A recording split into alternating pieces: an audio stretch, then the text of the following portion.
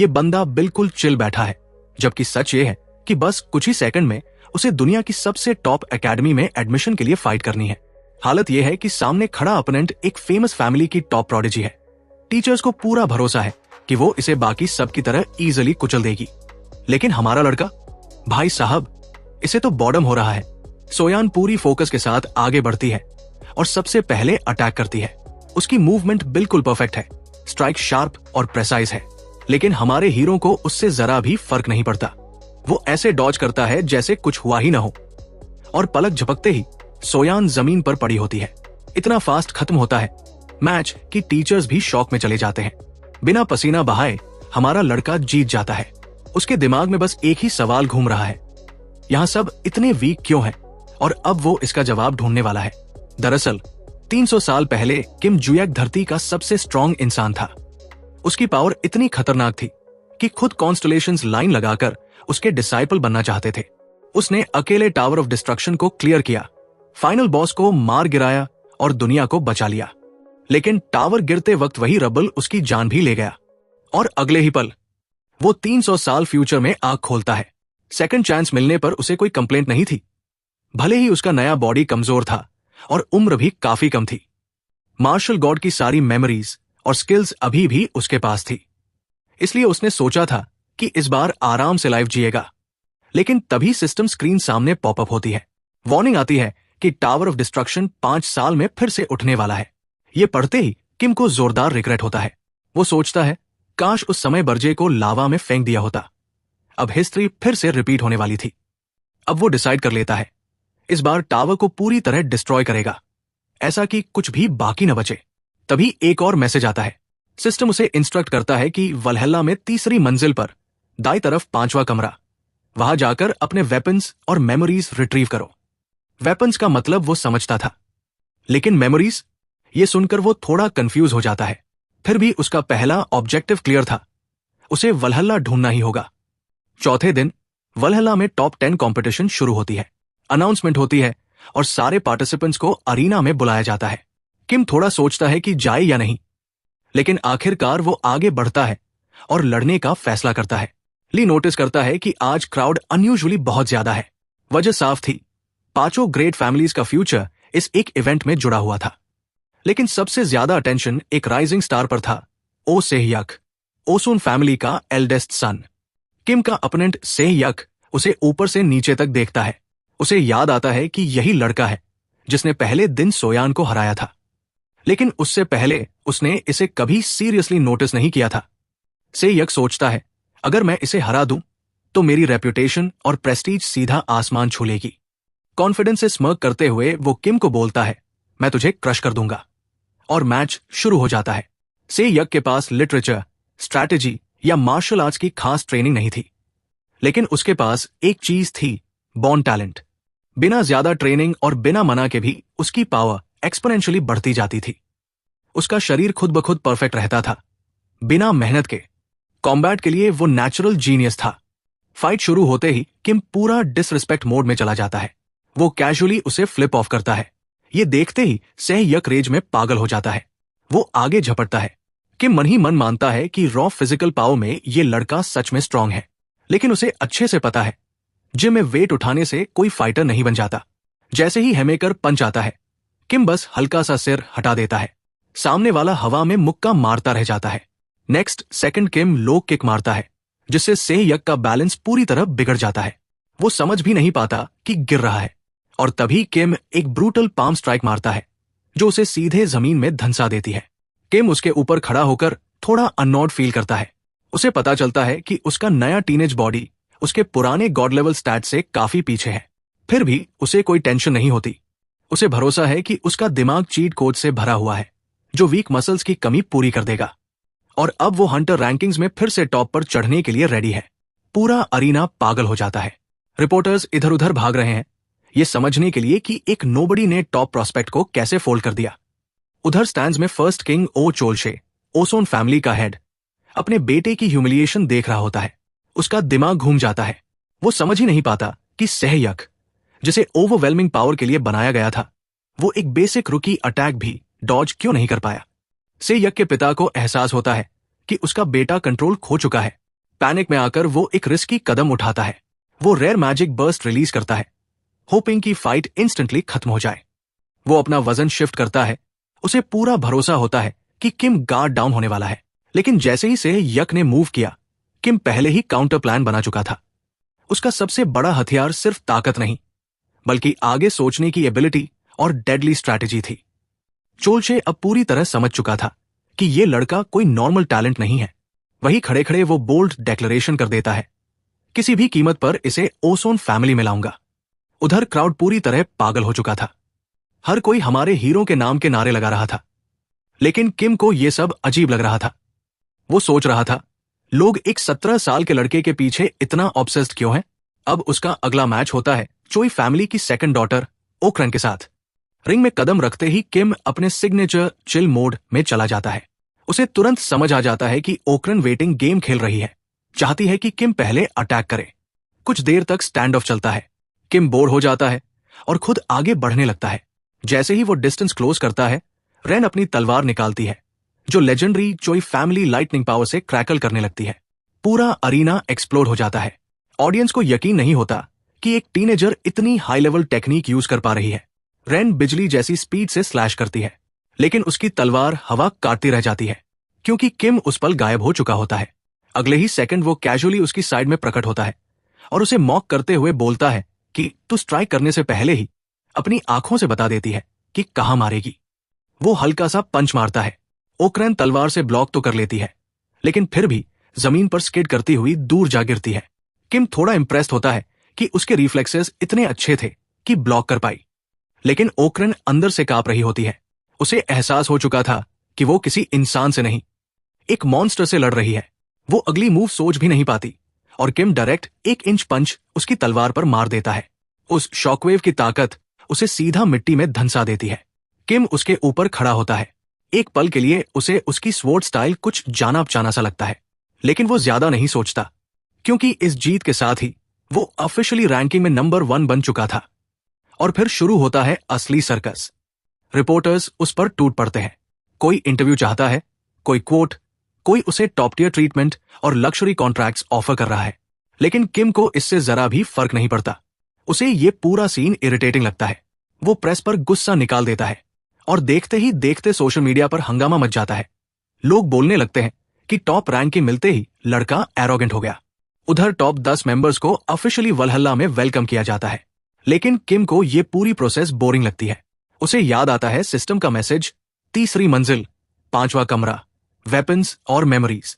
वो डिसाइड करता है कि यहां रुकने का कोई फायदा नहीं है, काम निपटाओ और निकलो। एंट्रेंस सेरेमनी खत्म होते ही स्टूडेंट्स को वर्चुअल कॉम्बैट सिमुलेशन रूम में ले जाया जाता है। उनका इंस्ट्रक्टर होता है ली गून, चोई गिल्ड का फॉर्मर हेड। वो क्लास सेटअप देखकर कंफ्यूज हो जाता है। फ्रंट रो में बैठे होते हैं 5 ग्रेट फैमिलीज में से 3 प्रोडिजीज, यूशन फैमिली की सोयो, चौवन फैमिली की एहरीन और ओसोन फैमिली का सहयोग। रैंडम सिलेक्शन होने के बावजूद इतने टॉप टैलेंट्स का एक ही क्लास में होना सस्पिशियस लगता है, और ऊपर से किम भी इसी क्लास में है। ली गून को समझ आ जाता है कि ट्रबल आने वाला है। वो जल्दी से अथॉरिटी एस्टैब्लिश करने का फैसला करता है। वो खुद को इंट्रोड्यूस करता है और अचानक एक बटन दबा देता है। अगले ही पल केओस फैल जाता है। स्टूडेंट्स खुद को एक खुले कोर्टयार्ड में पाते हैं। इंस्ट्रक्टर से खतरनाक ब्लड लस्ट निकलने लगता है। वो एक प्रोटेक्टिव बैरियर बनाता है ताकि पास के मॉन्स्टर्स अंदर ना आ सके। जब सब मॉन्स्टर एनवायरनमेंट को प्रोसेस कर रहे होते हैं, तब इंस्ट्रक्टर किम से पूछता है, क्या तुम अकेले सारे मॉन्स्टर संभाल सकते हो? किम कामली हाँ कह देता है। इंस्ट्रक्टर इसे एरोगेंस समझता है। उसे पता है कि ज्यादातर स्टूडेंट्स ने मॉन्स्टर्स सिर्फ किताबों में देखे हैं। वो सोचता है कि लड़के का ईगो अभी टूटेगा। वो किम से कहता है, नाटक बंद करो और मान लो कि तुम नहीं कर सकते, ताकि हम आगे बढ़े। लेकिन किम पीछे हटने की जगह मुस्कुरा देता है। इरिटेटेड होकर इंस्ट्रक्टर पूछता है, हंस क्यों रहा है? अब किम इंटरेस्टेड हो जाता है। वो पूछता है, पहले दिन ही ये सब क्यों कराया जा रहा है? जरूर कोई रिवॉर्ड होगा। अगर मैं ये करूं तो मुझे क्या मिलेगा? इंस्ट्रक्टर स्मर्क करता है और डील रखता है, अगर तुम मॉन्स्टर से लड़ते हो तो बदले में जो चाहो कर सकते हो। थोड़ा सोचकर किम अग्री कर लेता है। इंस्ट्रक्टर सार्कास्टिकली बोलता है कि तुम्हें आइडिया भी नहीं है कि सिमुलेशन के मॉन्स्टर्स कितने डेंजरस हैं। किम इस एटीट्यूड को इग्नोर करता है और बस एक सवाल पूछता है, मेरे गियर कहाँ है? उसे लगता है शायद ये लोग चाहते हैं कि वो नंगे हाथ मॉन्स्टर से लड़े। आखिरकार उसे एक स्वॉर्ड मिलती है। स्वॉर्ड हाथ में लेते ही किम आगे बढ़ता है, पूरी तरह काम, बिना किसी डर के। सबकी नजरें उस पर टिक जाती है। वो ब्लेड निकालता है, मॉन्स्टर्स की तरफ दौड़ता है और एक क्लीन फुल स्विंग में सबको काटकर ढेर कर देता है। वेव के बाद वेव गिरते जाते हैं। उस पल किम को याद आता है कि 3 साल हो चुके हैं जब उसने आखिरी बार तलवार पकड़ी थी। फिर भी ये उसे बिल्कुल नेचुरल लग रही थी। उस समय दुनिया में मॉन्स्टर्स का आतंक फैल चुका था और लोग जो भी हथियार मिल सके उसी से लड़ रहे थे। लेकिन तलवार अब भी सबसे भरोसेमंद और सबसे ज्यादा इस्तेमाल होने वाला हथियार बनी हुई थी। इन्हीं ख्यालों में खोया किम अचानक पीछे से आती हुई किलिंग इंटेंट महसूस करता है। बिना पलटे रिफ्लेक्स में वो स्ट्राइक करता है और मॉन्स्टर उसके शरीर को छू भी नहीं पाता। ये सब देखकर इंस्ट्रक्टर की आंखें चमक उठती है। उसे समझ नहीं आ रहा था कि एक नॉर्मल स्वॉर्ड जिसमें कोई भी मैजिकल प्रॉपर्टी नहीं है इतनी आसानी से मॉन्स्टर्स को कैसे काट रही है। उसे ऐसा लग रहा था जैसे तलवार खुद मॉन्स्टर्स को एब्जॉर्ब कर रही हो। उधर टॉप 5 फैमिलीज के 3 एलीट स्टूडेंट्स भी ये सब ध्यान से देख रहे थे। उनकी आंखों में क्यूरियोसिटी और शौक साफ नजर आ रहा था। सारे मॉन्स्टर्स खत्म करने के बाद किम इंस्ट्रक्टर की तरफ बढ़ता है और उसे उनकी डील याद दिलाता है। इंस्ट्रक्टर क्लास डिसमिस करता है और बोलता है कि आज की ट्रेनिंग यही खत्म होती है, सब स्टूडेंट्स अपने डॉर्म्स में जाकर रेस्ट करें। लेकिन किम को यह पूरा सेशन अननेसेसरली लंबा लगता है। उसका एक ही गोल है, अपना सामान लेना और यहां से निकलना। वो कभी भी स्टूडेंट बनने नहीं आया था। उसे फॉर्मल एजुकेशन में कोई इंटरेस्ट नहीं था। फिर भी आज उसे एक इंपॉर्टेंट बात पता चली, कॉन्स्टलेशंस के बारे में। इस दुनिया में कॉन्स्टलेशंस सिर्फ आसमान के तारे नहीं हैं। ये वो बीइंग्स हैं जिन्होंने अनइमेजिनेबल पावर हासिल की और गॉड्स बन गए। कई हंटर्स इनके साथ लिंक होते हैं। ये डिवाइन आर्टिफैक्ट्स की तरह काम करते हैं और स्पेशल एबिलिटीज देते हैं। कोरिया में कॉन्स्टलेशंस का इन्फ्लुएंस बहुत ज्यादा है। वल्हल्ला दुनिया की तीसरी सबसे बड़ी एकेडमी है जहां काउंटलेस कॉन्स्टलेशन रेलिक्स मौजूद है। लेकिन किम को स्वॉर्ड टेक्निक्स और मॉन्स्टर हंटिंग में कोई खास वैल्यू नजर नहीं आती। उसके हिसाब से उसकी असली प्रायोरिटी मार्शल आर्ट्स ट्रेनिंग है, क्योंकि उसका नया शरीर अभी भी वीक है। इन्हीं बातों के बारे में सोचते हुए उसे महसूस होता है कि कोई उसका पीछा कर रहा है। वो पलटता है और सामने खड़ी होती है आरो, चोई फैमिली की बेटी। उधर टीचर्स ऑफिस में वल्हल्ला के हाईएस्ट रैंकिंग इंस्ट्रक्टर ली सैंड उस इंस्ट्रक्टर से किम के बारे में बात कर रहे होते हैं। ली सैंड को यकीन नहीं हो रहा था कि एक हाई स्कूल स्टूडेंट ऐसा परफॉर्मेंस दिखा सकता है। इंस्ट्रक्टर बताता है कि उसने सिमुलेशन में 120 वर्चुअल मॉन्स्टर्स सेट किए थे। उसे लगा था ये बड़ा चैलेंज होगा, लेकिन किम ने सबको अकेले ही साफ कर दिया। वो भी तब जब उसने कभी रियल मॉन्स्टर से फाइट तक नहीं की थी। अब डिस्कशन किम के बैकग्राउंड पर आ जाती है। ली सैंड बताता है कि किम के पास कोई स्पेशल टैलेंट या ब्लड लाइन नहीं है और यही बात उसे और भी सस्पिशियस बनाती है। इंस्ट्रक्टर पूछता है कि उसका पास्ट क्या है। ली सैंड बताता है कि किम एक ऑर्फन है और एक डेंजरस रीजन से आया है। इंस्ट्रक्टर को शक होता है कि कहीं वो फॉर्जर तो नहीं, लेकिन ली सैंड ये आइडिया रिजेक्ट कर देता है। वो कहता है कि उसने पूरी इन्वेस्टिगेशन की है और कोई फेक आइडेंटिटी या चीटिंग का प्रूफ नहीं मिला। वो ये भी पूछता है कि कोई फॉर्जर वल्हल्ला में घुसकर एंट्रेंस सेरेमनी में अटेंशन क्यों अट्रैक्ट करेगा। फिर ली सैंड किम की रिक्वेस्ट की बात करता है, constellation room access. Instructor confirm करता है कि किम फर्स्ट सेमेस्टर के बाद अंदर जाना चाहता है, इसलिए ली सैंड ने हेडमास्टर से स्पेशल परमिशन मांगी है कि किम को फर्स्ट फ्लोर बेसमेंट तक जाने दिया जाए और उसकी रिस्पॉन्सिबिलिटी वो खुद लेगा। इंस्ट्रक्टर थोड़ा वरीड होता है अपर फ्लोर्स के रिस्ट्रिक्शंस को लेकर, लेकिन ली सैंड उसे एश्योर करता है कि अगर किम तेजी से आगे बढ़े तो फर्स्ट फ्लोर तक पहुंचना कोई बड़ी बात नहीं है। इंस्ट्रक्टर अब भी टेंशन में होता है क्योंकि उसकी क्लास में पहले से ही 3 एलीट प्रोडिजीज है। ली सैंड उसे थोड़ा काम करता है और बताता है कि दूसरी क्लास में वेंट्रिक फैमिली का एक्सचेंज स्टूडेंट भी आया है। ये सुनते ही इंस्ट्रक्टर को राहत मिलती है, क्योंकि रॉकडेल वेंट्रिक वही लड़का है जिसे ब्रिटिश एकेडमी से मिसकंडक्ट की वजह से एक्सपेल कर दिया गया था। अब उसे लगता है कि उसकी क्लास की हालत उतनी भी बुरी नहीं है। इधर किम आरो को देखकर थोड़ा अनॉड हो जाता है। आरो उसके पास आती है और रिक्वेस्ट करती है, मुझे स्वॉर्ड्समैनशिप सिखाओ। किम बिना जवाब दिए घूम कर जाने लगता है, लेकिन आरो फिर से बोलती है, मुझे सिखाओ। इस बार किम साफ मना कर देता है। जब वो रीजन पूछती है, किम उल्टा सवाल करता है, तू इतनी जिद क्यों कर रही है? आरो फ्रस्ट्रेट हो जाती है। किम साफ बोल देता है कि उसे किसी को सिखाने में इंटरेस्ट नहीं है और वहां से चला जाता है। अगले दिन क्लास में बैठा किम अपनी सबसे बड़ी प्रॉब्लम के बारे में सोच रहा होता है, मैजिक और मना कंट्रोल। उसे समझ आ जाता है कि अगर उसे आगे बढ़ना है तो ये वीकनेस खत्म करनी ही होगी। तभी कोई उसके सामने आकर खड़ा हो जाता है। वो होता है रॉकडेल वेंट्रिक, अपने अटेंडेंट यूरिया दे फेलिक्स के साथ। किम उनसे पूछता है कि वो कौन है। रॉकडेल थोड़ा शॉक होता है कि कोई उसे पहचानता नहीं। वो खुद को वेंट्रिक फैमिली का मेंबर बताता है, फिर सीधा सवाल करता है, क्या तुम्हें पावर चाहिए? बाकी नोबल फैमिलीज में ब्रांच मेंबर्स हमेशा मेन फैमिली से पीछे रहते हैं, लेकिन वेंट्रिक फैमिली अलग है। उनके पास है गार्डियन कॉन्स्टलेशन, बीक मास्क। बाकी फैमिलीज जहां आउटसाइडर से कॉन्ट्रैक्ट्स करती हैं, वेंट्रिक फैमिली ने अलग रास्ता चुना। उन्होंने एक्सटर्नल कॉन्ट्रैक्ट्स छोड़ दिए और खुद के सिस्टम से मेंबर्स चुनने शुरू किए। इसी वजह से यूरोप में उनकी डोमिनेंस बनी रही और उनकी ब्रांच फैमिलीज भी मेन फैमिली के बराबर पावर रखती हैं। रॉकडेल अपनी फैमिली स्टेटस की वजह से घमंडी बना हुआ था। पहले ही ब्रिटिश एकेडमी से ट्रबल मचाने की वजह से एक्सपेल्ड हो चुका था। पुराने मामलों को इग्नोर करते हुए वो घमंड से बोलता है कि उसकी फैमिली किसी भी प्रॉब्लम को हैंडल कर सकती है और एक वेंट्रिक होने के नाते उसे हमेशा वही मिलता है जो वो चाहता है। एंट्रेंस सेरेमनी में किम की परफॉर्मेंस देखकर वो इम्प्रेस्ड हो जाता है और उसे अपने साइड में आने का ऑफर देता है। वो प्रॉमिस करता है कि उसे वेंट्रिक फैमिली की कॉन्स्टलेशन तक एक्सेस दिला देगा, लेकिन किम सीधा मना कर देता है। ये बात रॉकडेल को भड़काने के लिए काफी थी। सिचुएशन बिगड़ने से पहले वल्हल्ला के हेड इंस्ट्रक्टर ली सैन बीच में आ जाते हैं और रॉकडेल को अपनी सीट पर वापस जाने का ऑर्डर देते हैं। रॉकडेल ली सैन को पूरा नाम लेने के लिए रिकमेंड करता है, लेकिन ली सैन उसे याद दिलाते हैं कि वेंट्रिक फैमिली कितनी भी पावरफुल क्यों न हो, एकेडमी के रूल्स सबको फॉलो करने पड़ते हैं। रॉकडेल मजबूरी में मान जाता है, लेकिन स्मग स्माइल के साथ किम को वार्न करता है कि क्लास के बाद वो फिर मिलेंगे। लेटर जब किम अपने डॉर्म वापस जा रहा होता है, वो फ्रस्ट्रेटेड होता है क्योंकि कॉन्स्टलेशन रूम तक पहुंचने में उसे कोई प्रोग्रेस नहीं मिली। उसे रॉकडेल के साथ हुई अर्लियर मीटिंग याद आती है, जहां उसे पता चला था कि गिल्ड स्काउट्स यानी आउटसाइडर्स एकेडमी में उसके बारे में इंफॉर्मेशन गैदर कर रहे हैं। जैसे ही वो अपना दिमाग क्लियर करने की कोशिश करता है, उसे कोई टेल करता हुआ महसूस होता है। पलट कर देखता है तो वही लड़की फिर से स्वॉर्ड लेसन्स के लिए भीख मांग रही होती है। वो पूरी तरह इरिटेटेड हो चुका था और ब्लंट तरीके से उसे याद दिलाता है कि वो पहले ही मना कर चुका है। कैंपस के दूसरे साइड माहौल काफी डार्क था।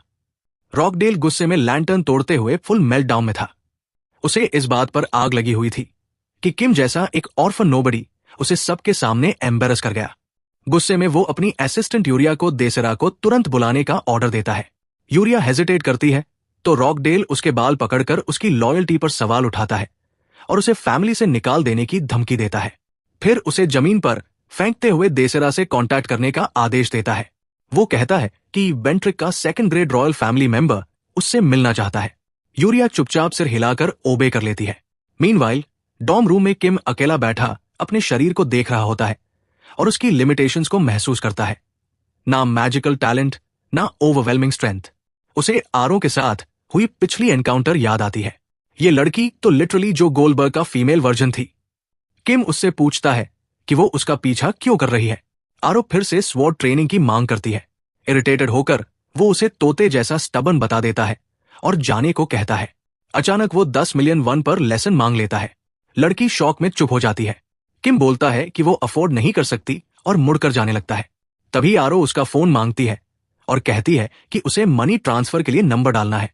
जैसे ही किम स्क्रीन देखता है, उसकी आंखें फटी रह जाती हैं। 100 मिलियन वन ट्रांसफर हो चुके थे। वो फिर से पूछती है कि अब वो सिखाएगा या नहीं। इतनी बड़ी रकम के बावजूद किम फिर भी मना कर देता है। प्रेजेंट में किम कॉन्फिडेंट रहता है कि वो कहीं और से पैसे कमा लेगा और सीक्रेट वॉल्ट को ढूंढने निकल पड़ता है। उसे याद आता है कि वल्हल्ला में एनरोल होने से पहले उसने एरिया की स्काउटिंग की थी। रिसर्च के हिसाब से 300 साल पहले छुपाए गए 4 स्टैश में से कम 3 वल्हल्ला की माउंटेन्स में अब भी मौजूद है।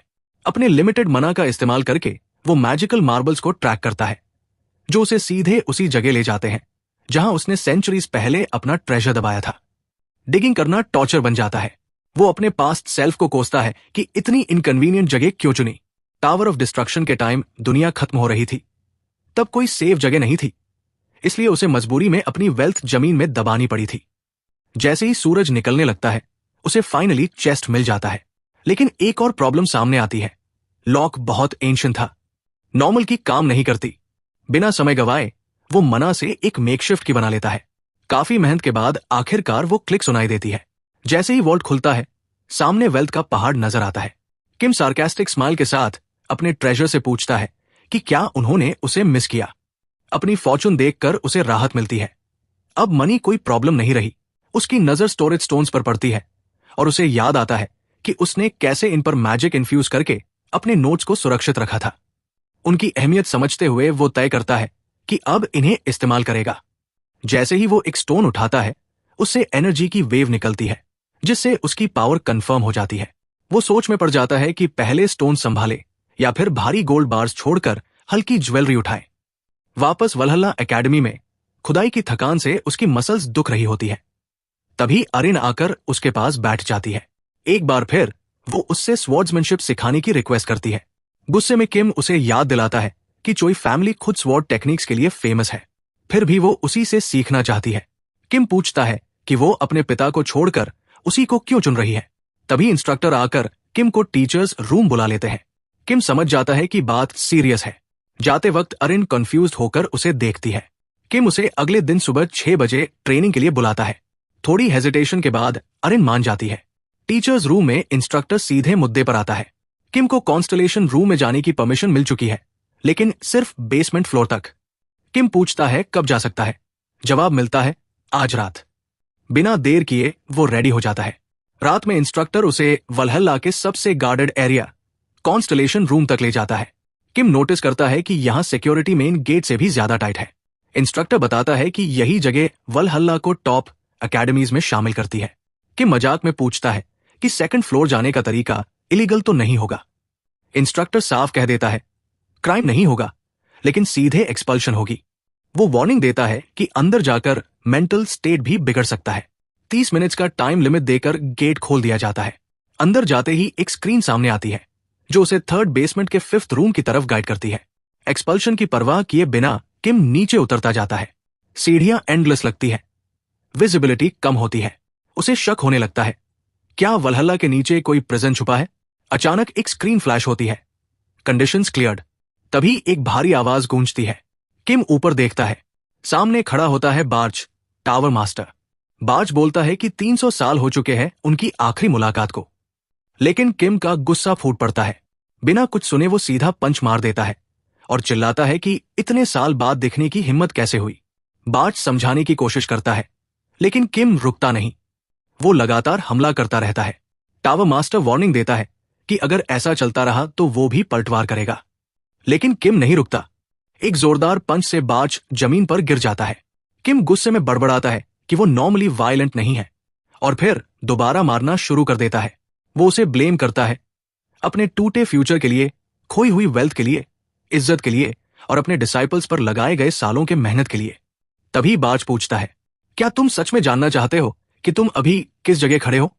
टावर मास्टर बताता है कि ये जगह एक रेलिक के अंदर मौजूद है और किम जिस बाज को देख रहा है वो असली नहीं बल्कि उसका एक एम्बॉडीमेंट है। असली टावर मास्टर तो 300 साल पहले ही मर चुका है। यह सुनकर किम का दिमाग घूम जाता है और वो पूछता है कि क्या वो हमेशा से इसी रेलिक में बंद था। बाज एक्साइटेड होकर हाँ बोलता है और बताता है कि वो अब खुद एक कॉन्स्टलेशन बन चुका है। ये सुनते ही किम और भड़क जाता है और फ्रस्ट्रेशन में उसे फिर से पंच मार देता है। उधर बाहर इंस्ट्रक्टर इंतजार कर रहा होता है। जब किम वापस निकलता है तो वो सस्पिशियस होकर पूछता है कि अंदर कुछ अजीब हुआ क्या। किम कैजुअली मना कर देता है और दोनों अलग हो जाते हैं। लेकिन रास्ते भर किम के दिमाग में बाज की बातें घूमती रहती हैं। कॉन्स्टलेशन रूम वाली बातचीत में बाज बताता है कि शायद वही सिस्टम नोटिफिकेशंस भेज रहा था, लेकिन वो खुद भी श्योर नहीं है क्योंकि वो 300 साल से रेलिक में फंसा हुआ है। उसके मुताबिक उसे भी एक नोटिफिकेशन मिला था री इनकारनेटेड किम से कांटेक्ट करने का, ताकि उसकी खोई हुई मेमोरीज वापस आ सकें।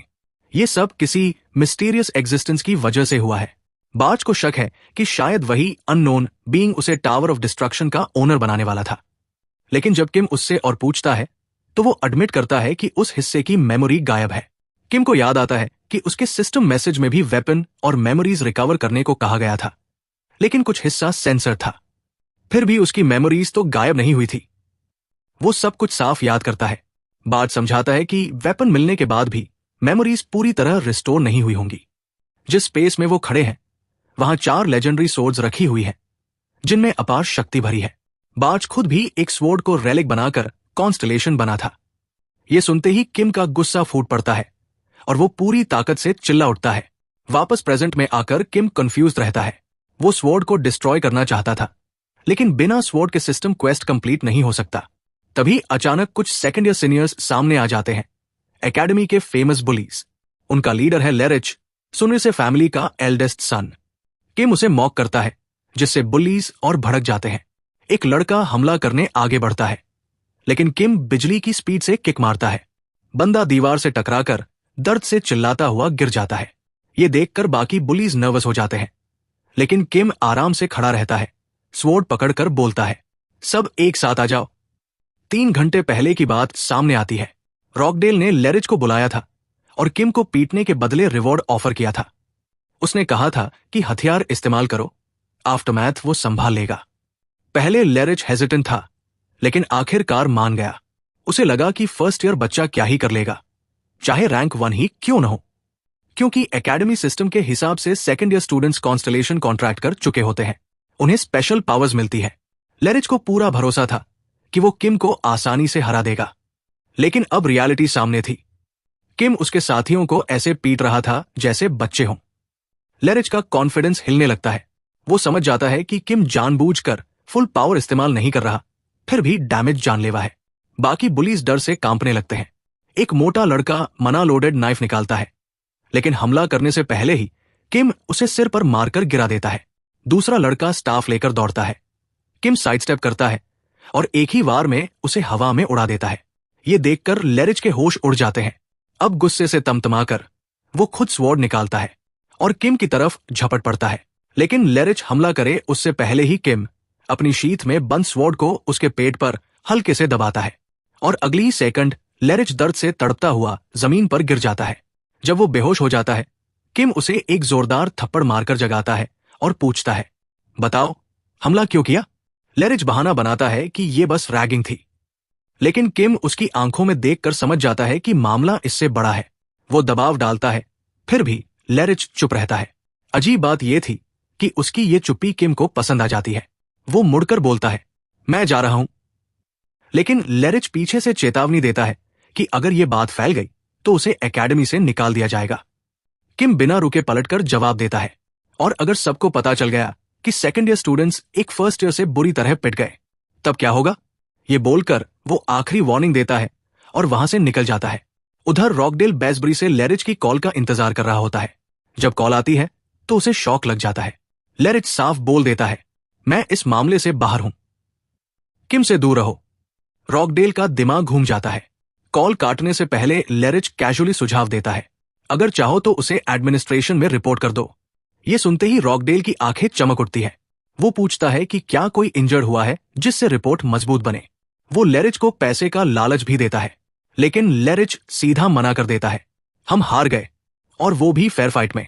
इससे नीचे मैं नहीं गिरूंगा। कॉल करते ही रॉकडेल गुस्से में फोन तोड़ देता है। वो अपनी असिस्टेंट से पूछता है, देसेरा से कांटेक्ट हुआ? वो बताती है कि उसने मैसेज भेज दिया है, लेकिन उसे आने में समय लगेगा। कट होता है मेक्सिको के अरिपिया एकेडमी में।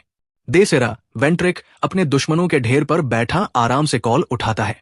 रॉकडेल की असिस्टेंट उसे बताती है कि किम नाम के लड़के को निपटाने के बदले उसे भारी रिवॉर्ड मिलेगा। पैसे की तंगी से जूझ रहा देसेरा ये सुनकर खुश हो जाता है। उसके लिए ये मौका जैकपॉट जैसा था। अगले दिन वलहल्ला के ट्रेनिंग रूम में किम प्रैक्टिस के मूड में होता है। तभी अचानक स्वॉर्ड से बाज की आवाज आती है। एक पल को किम को लगता है कि वो बाहर आ गया है, लेकिन बाज तुरंत मना कर देता है। किम उससे पूछता है कि वो रेलिक स्वॉर्ड एकेडमी से बाहर कैसे ले आया। बाज बताता है कि उसने असली स्वॉर्ड की जगह परफेक्ट रेप्लिका रख दी थी, और ये पावर उसे कॉन्स्टलेशन बनने के बाद मिली है। तभी आरीन ट्रेनिंग के लिए पहुंचती है, लेकिन किम सीधा बोल देता है, आज स्टैमिना ट्रेनिंग होगी। वो उसे स्ट्रेचिंग करने को कहता है। असल में किम जानता है कि स्टैमिना बढ़ेगी तो मना कंट्रोल अपने आप बेहतर होगा। एकेडमी का सिस्टम उल्टा है, पहले मना बाद में बॉडी। वो आरीन से पुशअप्स, स्क्वाट्स, कर्ल्स करवाता है, और जब वो सोचती है कि ट्रेनिंग खत्म हुई, किम बोलता है, अब 20 किलोमीटर रन। उसकी हालत खराब हो जाती है। क्लास में किम उसकी प्रोग्रेस देखकर खुश होता है। फिर डायमेंशनल मॉन्स्टर्स की टीचर लिली आती है। वो सरप्राइज रिटन टेस्ट अनाउंस कर देती है। सब छात्र लिखने में जुट जाते हैं। किम बस पेपर को घूरता रहता है। टाइम खत्म होता है, कॉपीज कलेक्ट होती है। लिली बताती है कि रिजल्ट से नेक्स्ट सेशन प्लेसमेंट तय होगी और अगली क्लास वर्चुअल कॉम्बैट रूम में होगी। वो जाते ही बाज पूछता है, तू सच में सोच रहा है पास हो जाएगा? तूने तो कुछ लिखा ही नहीं। किम चौंक जाता है और पूछता है कि क्या वो उसके थॉट्स पढ़ सकता है। बाज शांति से बोलता है, नहीं, बस वही थॉट्स सुन सकता हूं जो मेरे बारे में हो। किम बिल्कुल भी परेशान नहीं होता। वो शांति से बोल देता है, मैंने वही लिखा जो मुझे सच में पता था। लेकिन उधर फर्स्ट ईयर टीचर्स लॉन्ज में माहौल गर्म हो चुका था। लिली गुस्से से किम का पेपर देख रही थी। इतना गुस्सा कि वो उसे मसलकर हाथ में दबा लेती है। ये क्या बकवास आंसर्स है, वो झुठलाकर बोलती है। वहीं पास बैठा इंस्ट्रक्टर उसके चेहरे के बदलते एक्सप्रेशंस देख लेता है और पूछता है कि हुआ क्या। लिली बताती है कि ये टेस्ट मॉन्स्टर्स को एफिशिएंटली एलिमिनेट करने पर था। वो कहती है कि ज्यादातर स्टूडेंट्स ने अच्छा किया। इंस्ट्रक्टर चैन की सांस लेता है और चाय का घूंट लेने ही वाला होता है। तभी लिली अचानक चिल्लाती है, किम। इंस्ट्रक्टर शॉक में लगभग खांसी देता है। लिली गुस्से में बोलती है कि किम का अप्रोच बिल्कुल अनएक्सेप्टेबल है और वो तय कर लेती है कि अगली क्लास में उसे सबक सिखाएगी। एक हफ्ते बाद वर्चुअल कॉम्बैट सिमुलेशन रूम में अगली क्लास शुरू होती है। लिली अनाउंस करती है कि ज्यादातर स्टूडेंट्स ने अच्छा परफॉर्म किया। फिर अचानक रुकती है। किम, आगे आओ। वो उसका पेपर हवा में उठाती है और गुस्से से बोलती है, तुम्हें 0 मिला है। पूरी क्लास सन्न रह जाती है। वो पहला सवाल पढ़ती है, how to deal with rock goblin. Kim का आंसर था, shank it in the stomach. Lily का दिमाग घूम जाता है। वो पेजेस पलटती जाती है और देखती है कि सारे आंसर्स एक जैसे हैं। सीधा मारो, जल्दी खत्म करो, कोई स्ट्रैटेजी नहीं, कोई थ्योरी नहीं। वो समझाती है कि रॉक गॉब्लिन की डिफेंस बी रैंक होती है। नॉर्मल स्वॉर्ड से उसे मारना प्रैक्टिकली इम्पॉसिबल है। लेकिन किम ने फिर भी लिखा था, 1 स्ट्राइक इज इनफ। अब लिली का पेशेंस खत्म हो चुका था। वो बोलती है, ठीक है, अब प्रैक्टिकल में दिखाओ। वो किम को रॉक गॉब्लिन सिमुलेशन में डाल देती है। अगर वो वही तरीका यूज करके गॉब्लिन को हरा देता है तो वो मार्क्स रिकंसिडर करेगी। किम बिना किसी टेंशन के अरीना में चलता है। गॉब्लिन अचानक उस पर झपटता है, लेकिन किम बिजली की स्पीड से रिएक्ट करता है। सीधे स्वॉर्ड गॉब्लिन के पेट में घुसाता है। शैंक। गॉब्लिन वही गिर जाता है। उसका बॉडी क्रैक होने लगता है और कुछ ही सेकंड में पूरी तरह डिसोल्व हो जाता है। पूरी क्लास स्टंट। सॉन तक अपनी आंखों पर यकीन नहीं कर पाती। बिना मैजिक, सिर्फ एक क्लीन स्ट्राइक। लिली का चेहरा सफेद पड़ जाता है। वो तुरंत एक्सप्लेनेशन मांगती है। वो जानती है कि ऐसा करने के लिए कम से कम ए रैंक कॉन्ट्रैक्टर होना चाहिए। किम बस हल्की सी स्माइल देता है और बोलता है, मैंने प्रूव कर दिया।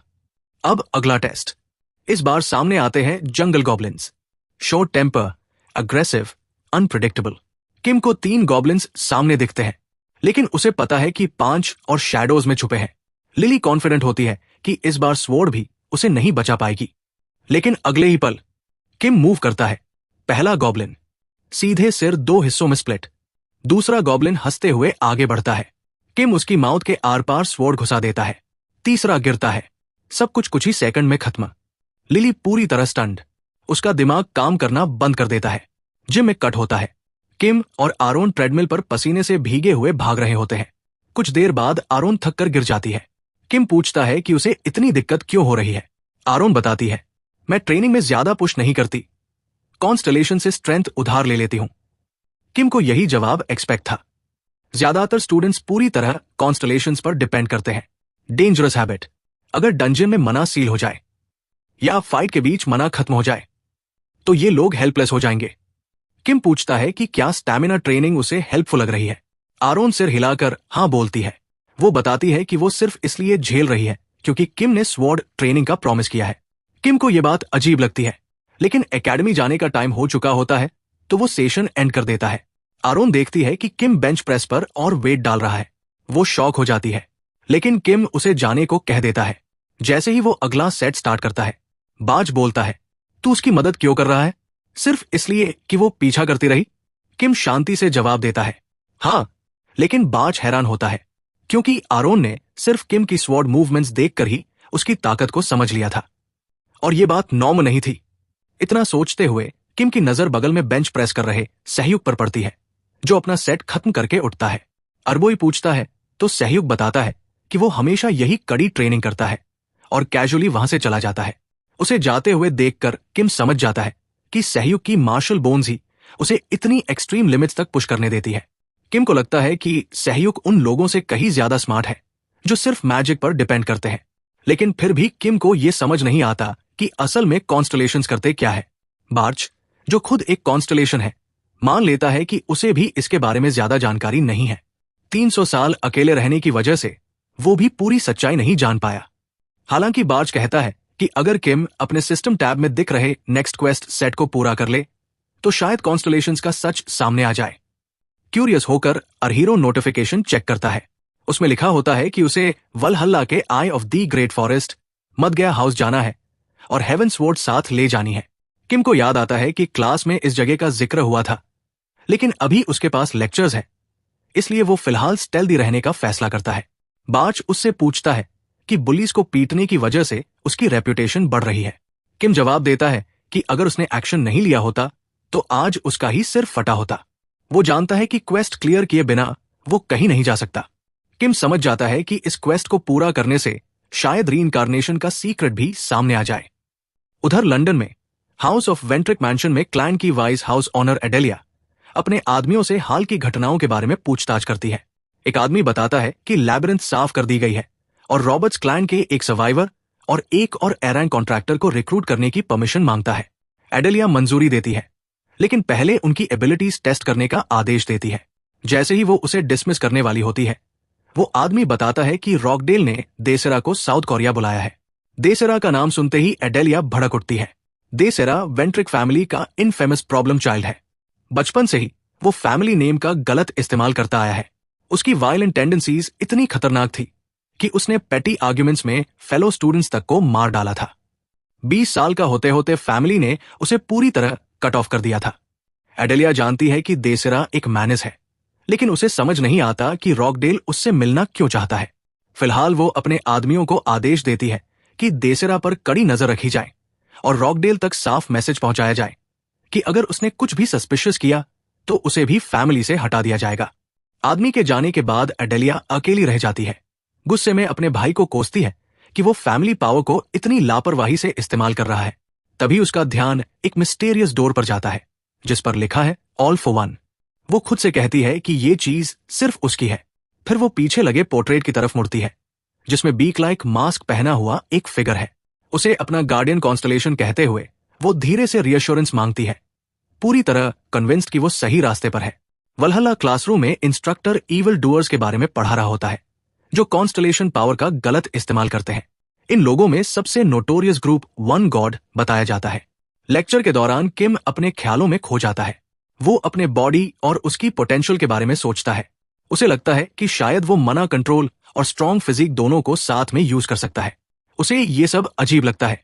जब उसने पहली बार इस बॉडी में क्यूआई सर्कुलेशन ट्राई किया था तो मना प्रॉब्लम की वजह से वो बैरली पूरा कर पाया था। बॉडी इतनी वीक थी कि थोड़ी सी डिगिंग से भी पसीने से तर हो जाता था। वो सोचता है कि शायद पास्ट में इस बॉडी के साथ कुछ हुआ होगा, लेकिन फिर खुद को रोक लेता है। अब सोचने का कोई फायदा नहीं है, आखिर ये बॉडी अब उसकी है।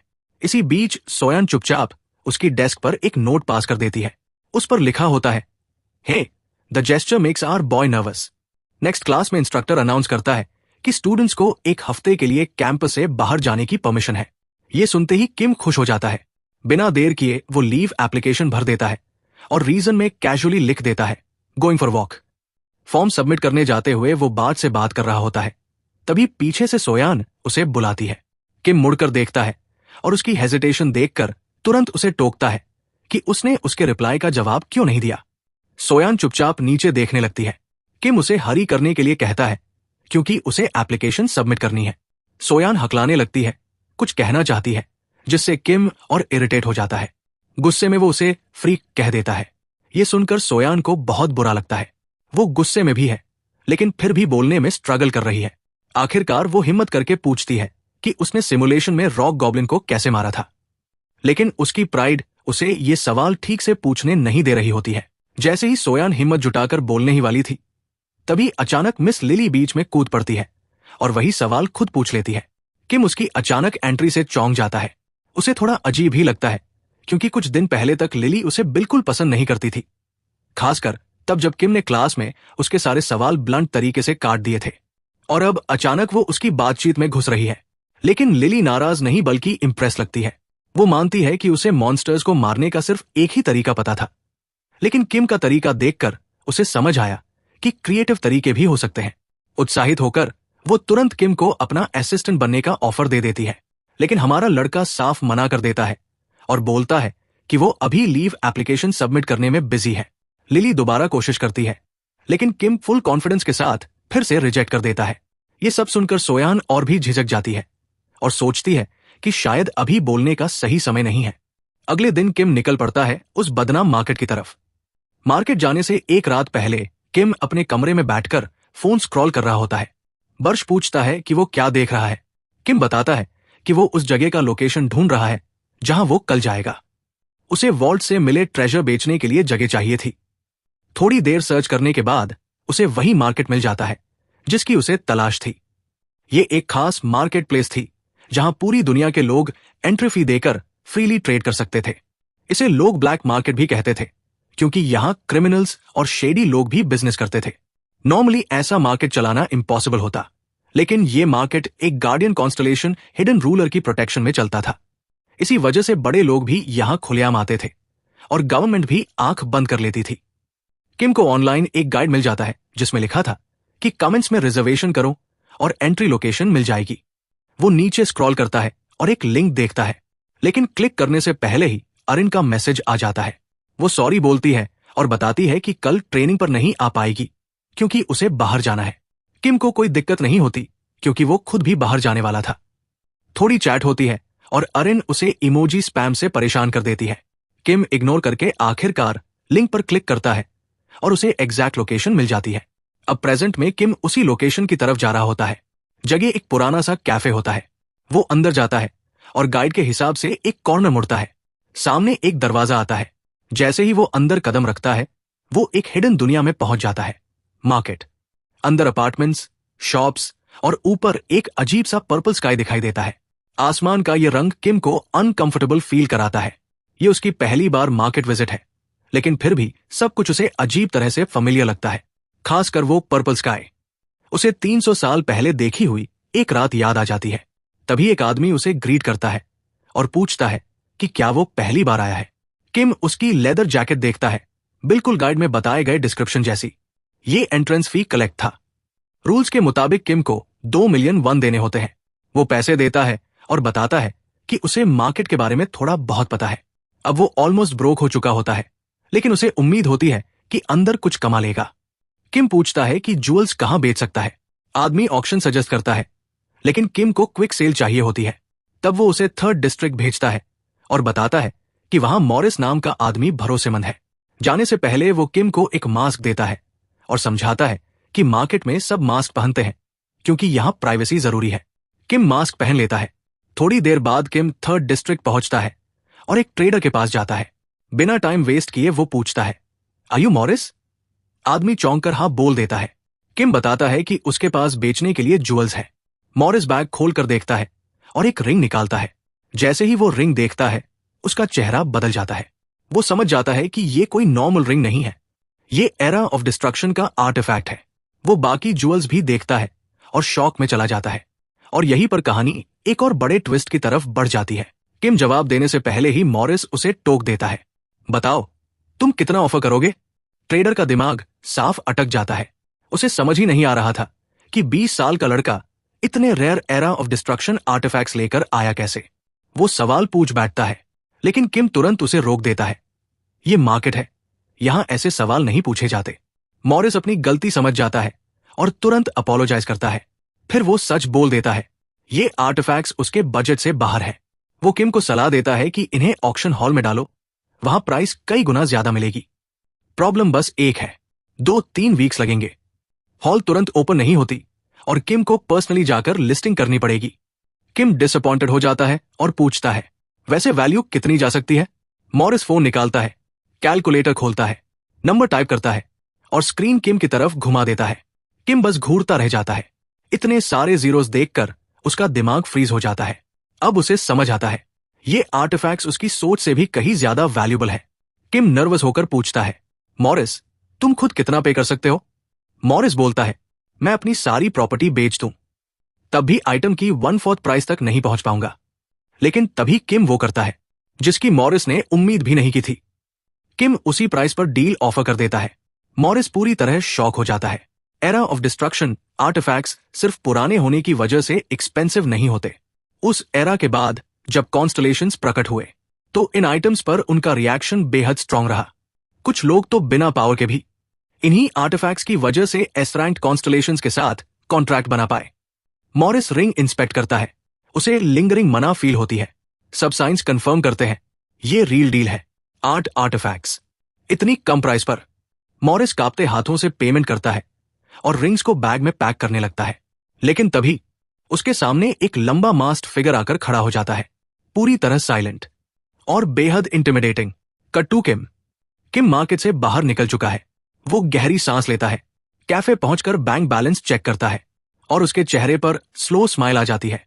उसकी मनी प्रॉब्लम ऑफिशियली सॉल्व हो चुकी थी और ऊपर से वॉल्ट में अभी भी आइटम्स बचे हैं। तभी अचानक एक अननोन नंबर से कॉल आता है। किम उठाता है और अगली ही सेकंड इरिटेट हो जाता है। कॉल पर है इंस्ट्रक्टर लिली। वो कैजुअली बोलती है, लंच चलो। किम पूछता है नंबर कैसे मिला। लिली आराम से बोल देती है, इंस्ट्रक्टर प्रिविलेजेस, और कॉल काट देती है। किम कंफ्यूज्ड खड़ा रह जाता है। फिर सोचता है फ्री फूड मिल रहा है तो क्यों नहीं। वापस मार्केट में मॉरिस जड़ बनकर खड़ा है। मास्क्ड फिगर उसका नाम लेता है। अब मॉरिस समझ जाता है ये कोई और नहीं, ब्लैक कैट है, मार्केट का ओनर। ब्लैक कैट टेबल पर हाथ मारता है। पहली बार तुमने एनोनिमस ऑक्शन एप्लीकेशन डाली है। मॉरिस को गुस्सा आता है, लेकिन ब्लैक कैट सच बताता है वो असली ओनर नहीं है। उसकी कॉन्स्टलेशन मार्केट को कंट्रोल करती है और वो उसका डायरेक्ट सर्वेंट है, इसलिए उसे सारी जानकारी मिल जाती है। ब्लैक कैट आर्टिफैक्ट देखने को कहता है। मॉरिस बैग खोलता है। जैसे ही ब्लैक कैट रिंग्स देखता है उसका एक्सप्रेशन बदल जाता है। वो धीरे से बोलता है, these will sell for an enormous price. और तभी कॉन्स्टलेशन सिस्टम नोटिफिकेशन पॉपअप होने लगते हैं। अपोजिंग साइड की एक कॉन्स्टलेशन विजिबली शॉक हो चुकी थी। वो एक डिटेल सुनते ही ब्लैक कैट वही फ्रीज हो जाती है, क्योंकि इसका मतलब साफ है, कॉन्स्टलेशन उस रिंग को किसी भी हालत में चाहता है। कट टू वलहला का एक कोजी रेस्टोरेंट। टेबल पर तरह तरह के डिशेज रखे हैं। किम और लिली आमने सामने बैठे हैं। लिली पास्ता को फोक में घुमाकर टेस्ट करती है और मुस्कुराते हुए बोलती है, काफी डिलिशियस है। लेकिन हमारा लड़का चुपचाप साइड में देख रहा है, खाना तक टच नहीं किया। लिली नोटिस करती है और पूछती है कि वो खा क्यों नहीं रहा। थोड़ी देर बाद किम बोलता है, वलहला में ऐसी जगह एग्जिस्ट क्यों करती है। लिली एक्सप्लेन करती है कि स्कूल कैफेटेरिया के अलावा फैकल्टी के लिए स्पेशल रेस्टोरेंट्स भी होते हैं। किम को इसमें कोई इंटरेस्ट नहीं दिखता। वो सीधे पूछता है, तुमने मुझे असली वजह से यहां बुलाया है, वो बताओ। जैसे ही किम खाना शुरू करता है, लिली अपना असली मकसद बताती है। वो चाहती है कि किम उसका असिस्टेंट बने। किम तुरंत मना कर देता है। लिली उसे कॉन्विंस करने लगती है। स्कॉलरशिप, थीसिस को राइट करने का मौका, मॉन्स्टर रिसर्च फील्ड में नाम और प्रेस्टीज, बाहर की दुनिया में ज्यादा एक्सेस, फ्यूचर अपॉर्चुनिटीज और रिकॉग्निशन तक ऑफर करती है। लेकिन किम जरा भी नहीं हिलता। उसकी प्रायोरिटी कुछ और है। ग्रेट फॉरेस्ट की आय, एक ऐसा आर्टिफैक्ट जो उसकी एकेडमिक इवैल्यूएशन से जुड़ा है। लिली जब चोई आरो और उसके पॉसिबल एक्सपल्शन जैसी सेंसिटिव इन्फो का हिंट देती है, तब भी किम इंडिफरेंट रहता है। वो खड़ा होता है और बोलता है, मुझे कुछ वैल्यूबल सुनने को नहीं मिला, और जाने लगता है। लिली फ्रस्ट्रेटेड होकर कहती है कि उसने इन्फो दी है तो किम को भी बदले में कुछ बताना चाहिए। किम साफ बोल देता है, मैंने तुमसे कुछ पूछा ही नहीं। फिर वो एक सवाल दाग देता है, तुम क्लास में इतनी स्ट्रिक्ट क्यों रहती हो, जबकि पर्सनल मैटर्स में इतनी चाइल्डिश हो। इस बार लिली सीरियस हो जाती है। वो बताती है कि उसकी स्ट्रिक्टनेस रिस्पॉन्सिबिलिटी से जुड़ी है। मॉन्स्टर हंटिंग में स्टूडेंट्स की जान ट्रेनिंग पर डिपेंड करती है। एक छोटी सी लीनियंसी भी फैटल मिस्टेक बन सकती है। किम उसकी बात समझता है, हल्की सी स्माइल देता है और एग्जिट की तरफ बढ़ जाता है। पीछे से लिली बोलती है, इन्फो का पेमेंट तो दे जाओ। किम जेब में हाथ डालता है, खाली हाथ दिखाता है और बोलता है, मैं तुम्हारा कुछ नहीं देता, और चला जाता है। कट टू सीहंग में चोइजन फैमिली का ग्रैंड एस्टेट। टेबल पर बैठे हैं patriarch Choi Jon Sok, true history guild का गिल्ड मास्टर और चोइजन क्लैन का हेड। सामने बैठे हैं उसका एल्डेस्ट सन चोइजन जायन, गिल्ड का अटैक लीडर, और उसकी इलेजिटिमेट डॉटर चोई आरो। मुद्दा सीधा है, फैमिली एयर का सिलेक्शन। जॉन सॉक उनके सामने रखता है ब्लू मून स्वॉर्ड, एक सेक्रेड रेलिक जो राइटफुल एयर का सिंबल है। कंडीशन ब्रूटल है, जो सिलेक्शन फेल करेगा उसे फैमिली से हमेशा के लिए निकाल दिया जाएगा। जायॉन और आरो दोनों एक्सेप्ट कर लेते हैं। मीटिंग के बाद जायॉन स्मग स्माइल के साथ आरो को कॉन्फ्रंट करता है, उसे इलेजिटिमेट चाइल्ड कहकर ताना मारता है, बोलता है कि वो ऐसी पोजीशन के पीछे भाग रही है जो वो कभी पा ही नहीं सकती। कॉन्स्टलेशन प्रोटेक्शन न होने का तंज भी कसता है, कॉन्ट्रैक्ट दिखाकर सुपीरियोरिटी जताता है। आरो चुप रहती है, लेकिन उसकी क्लेंच्ड फिस्ट्स बता देती है वो पीछे हटने वाली नहीं है। जायॉन के जाने के बाद उसे अपनी मां का फेडेड मेमोरी याद आता है, थका हुआ चेहरा और वो वादा कि आरो को फैमिली हेड बनना है और आजाद जिंदगी जीनी है। ये याद उसकी रिजॉल्व को और मजबूत कर देती है। Cut back academy. क्लास में किम चुपचाप बैठा है। इंस्ट्रक्टर अपकमिंग मिड टर्म्स के बारे में बता रहा है। बार्टी एक्स शॉक होकर बोलता है, तुझे पता भी नहीं एग्जाम्स पास है? किम मान लेता है कि उसने क्लास में ध्यान नहीं दिया और अब उसकी गलती उसे पकड़ रही है। इंस्ट्रक्टर क्लास को रिमाइंड करता है, वलहल्ला में मिड टर्म और फाइनल एग्जाम्स बहुत इंपॉर्टेंट है, खासकर उनके लिए जो इंस्टीट्यूट में सर्वाइव करना चाहते हैं।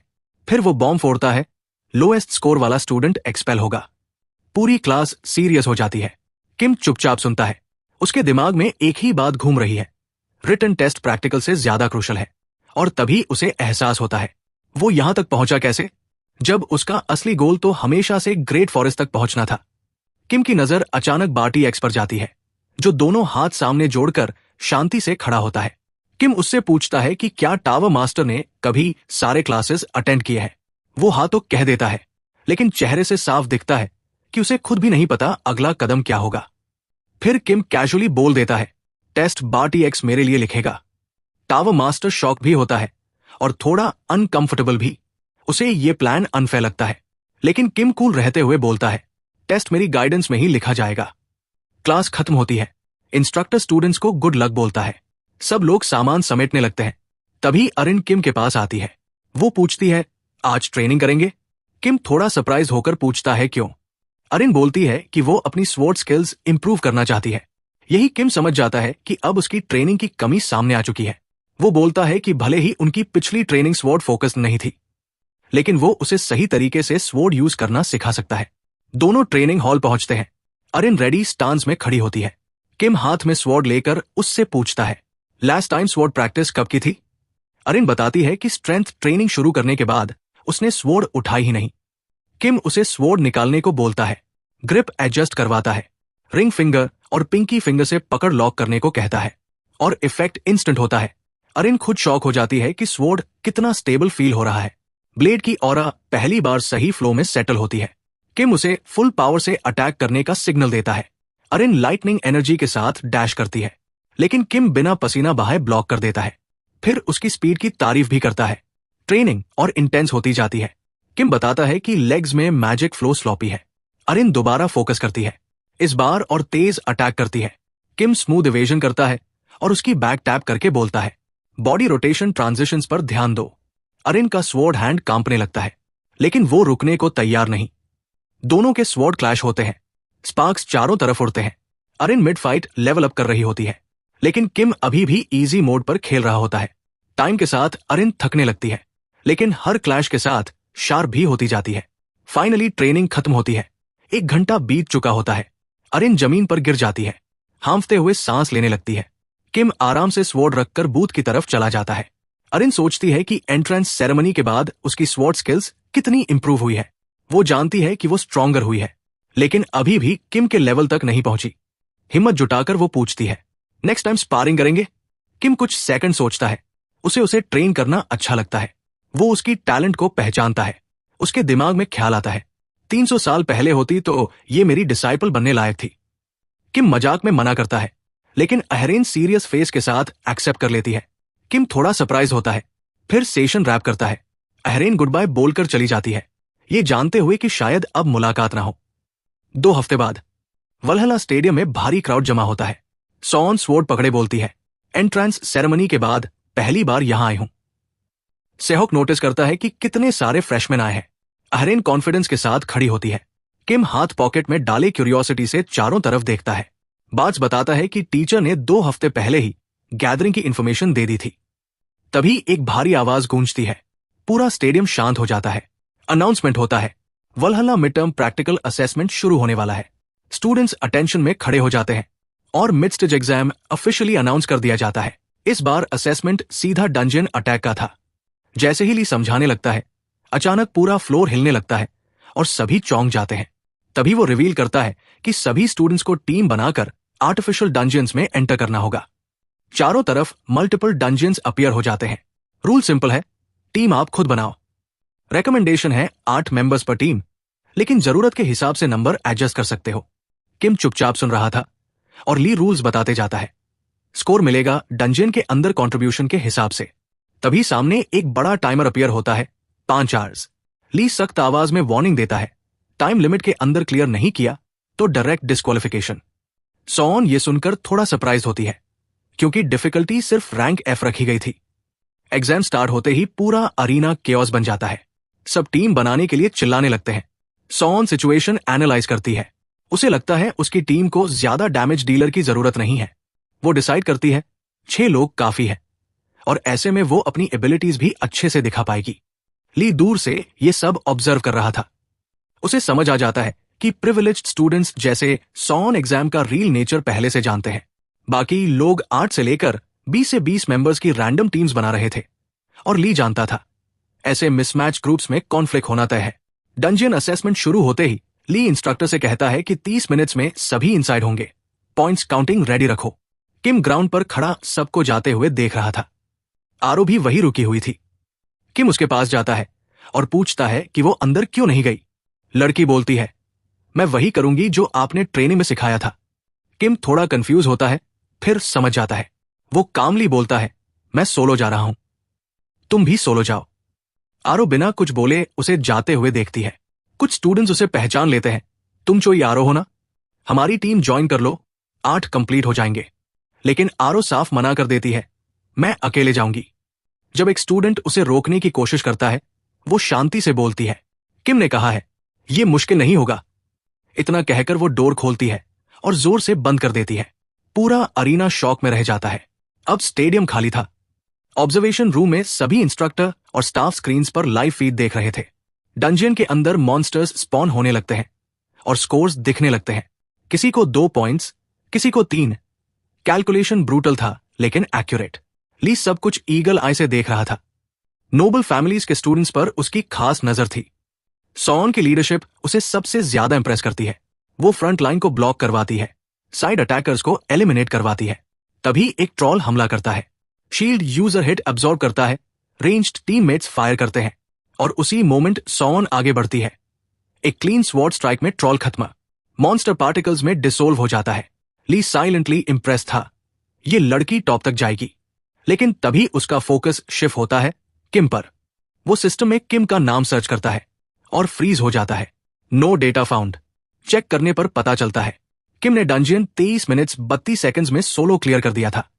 ली को यकीन नहीं होता, 17 साल का लड़का और ऐसा परफॉर्मेंस। फुटेज में किम स्वॉर्ड निकालकर गॉब्लिन्स के सामने खड़ा था। एक मूव में 2 को पियर्स करता है, घूमकर तीसरे को हफ कर देता है। 2 मैसिव गॉब्लिन्स क्लब्स लेकर हमला करते हैं। किम डॉज करता है, हवा में जंप करता है और मिड एयर दोनों के सिर अलग। फिर आता है आर्मोर्ड गोलेम, मिड टर्म के लिए specially designed full party level threat. लेकिन किम बिना रुके एक स्मूथ स्विंग में गोलेम को भी डिकैपिटेट कर देता है। ऑब्जर्वेशन रूम में कंप्लीट साइलेंस। किम ने डंजियन क्लियर नहीं किया था, उसने डंजियन को क्रश कर दिया था। रिजल्ट आते ही कंफर्म हो जाता है। 1 st rank Kim, 2 nd rank Aro, 3 rd rank Son. Instructor results लेकर ली के पास आता है। दोनों शॉक थे। ली बोलता है, अगर ये लड़का ऐसे ही ग्रो करता रहा तो ये कोरिया के इंडस्ट्री सीन में स्ट्रॉन्गेस्ट कॉन्ट्रैक्टर का टाइटल वापस ले आएगा। इंस्ट्रक्टर कामली पूछता है, वर्ल्ड का स्ट्रॉन्गेस्ट? ली कुछ देर सोचकर बोलता है, इतना प्योर टैलेंट मैंने सालों में नहीं देखा। फिर वो आरो की तरफ इशारा करता है। सोलो क्लियर, किसी को उम्मीद नहीं थी। ली बताता है, अगर एग्जाम टीम बेस्ड होता तो सॉन ऊपर होती, लेकिन इंडिविजुअल परफॉर्मेंस में किम और आरो दोनों शाइन कर गए। नेक्स्ट डे सभी स्टूडेंट्स ब्लैकबोर्ड के सामने खड़े थे। रिजल्ट्स डिस्प्ले होते हैं। किम और आरो का नाम सबसे ऊपर। 8th रैंक वाला रॉकडेल गुस्से में मुड़कर यूरिए की तरफ देखता है। वो तुरंत पूछता है, क्या देसेरा अभी कोरिया में है? यूरिया जैसे ही कंफर्म करती है, वो बिना देर किए उसे तुरंत कांटेक्ट करने का ऑर्डर देता है। कुछ ही पलों में तीनों टेलीपोर्ट होकर सेउल पहुंच जाते हैं। एक बड़ी सी बिल्डिंग के अंदर एंट्री होती है। बटलर आगे आकर उन्हें ग्रीट करता है। तभी कोई हाथ उठाकर रॉकडेल को आवाज देता है, ब्रदर। टेबल के सामने सफेद सूट में बैठा शख्स, उंगलियों में रिंग्स पहने हुए, वो था देसेरा। रॉकडेल उसके सामने बैठ जाता है और यूरिया चुपचाप साइड में खड़ी रहती है। खाना शुरू होता है। देसेरा लालच से खा रहा होता है, जबकि रॉकडेल बिल्कुल शांत रहता है। कुछ देर बाद देसेरा पूछता है, ये किम कौन है? रॉकडेल हंसते हुए बोलता है, एक ब्रेनलेस फ्रेशमैन। फिर आगे जोड़ता है, लो बैकग्राउंड से आया है और मुझे डिसअपॉइंट कर चुका है, इसलिए चाहता हूं कि तू उसे हैंडल कर ले। देसेरा आंखें सिकोड़ते हुए पूछता है, क्या मुझे किम को मारने की परमिशन है? रॉकडेल हल्की मुस्कान के साथ जवाब देता है, डिसीजन तुम्हारा है। देसेरा खड़ा होता है और बोलता है, ये सिचुएशन पहले जैसी नहीं है, प्रॉपर प्रेपरेशन करनी पड़ेगी। वो यूरिया की तरफ इशारा करता है, पैलेस फैमिली के साथ जो पिछला कॉन्फ्लिक्ट हुआ था, वो इसकी वजह से हुआ। यूरिया डरते हुए नीचे देखती है। देसेरा आगे बोलता है, पैलेस फैमिली की रूमर्स इतनी फैल चुकी है कि अब वल्हल्ला के किसी को मारना आसान नहीं है। रॉकडेल आराम से जवाब देता है, प्रेपरेशन कर ली जाएगी। देसेरा सैटिस्फाइड होकर मुस्कुराता है और बोलता है, काम हो गया तो रिवॉर्ड भी अच्छा चाहिए। एक हफ्ते बाद किम कॉरिडोर में चल रहा होता है, हाथ में एक स्टेटमेंट पकड़े हुए। उसके साथ बार्टिएक्स चलता है। बार्टिएक्स कैजुअली पूछता है, फिर से लीव लेने वाला है क्या? किम हाँ में सिर हिलाता है। बार्टिएक्स बोलता है, सुना है एग्जाम पास करने पर एक्स्ट्रा एग्जिट परमिट भी मिलता है। किम अग्री करता है। वो बोलता है, ये मौका मैं छोड़ नहीं सकता, नोट्स ढूंढने जा रहा हूं। बार्टिएक्स आगे देखते हुए पूछता है, किधर? सीन शिफ्ट होता है सुवोन के जंगल वाले इलाके में। किम हुडी पहने फोन देखते हुए चल रहा होता है। वो कंफर्म करता है, लोकेशन सही है। तभी पीछे से आवाज आती है, तो यही है। किम ऊपर देखता है। उसके सामने खड़ा था देसेरा, चेहरे पर खतरनाक स्माइल के साथ। शाम का वक्त था। पूरा मून एक ऊंची बिल्डिंग के ऊपर चमक रहा था, मार्केट के 7th एरिया में। उधर दूसरी तरफ ब्लैक कैट खिड़की के पास खड़ा सोच में डूबा होता है। अचानक सामने सिस्टम मैसेज पॉप होता है, रिंग के अराइवल के बारे में पूछता हुआ। ब्लैक कैट कामली रिप्लाई करता है, रिंग रास्ते में है और यूजुअल प्रोसीजर से गुजरेगी। लेकिन मैसेज अचानक रिपीट होने लगता है, बार बार, पैनिक में, जैसे सामने वाला डेस्परेट हो। ब्लैक कैट को अजीब लगता है।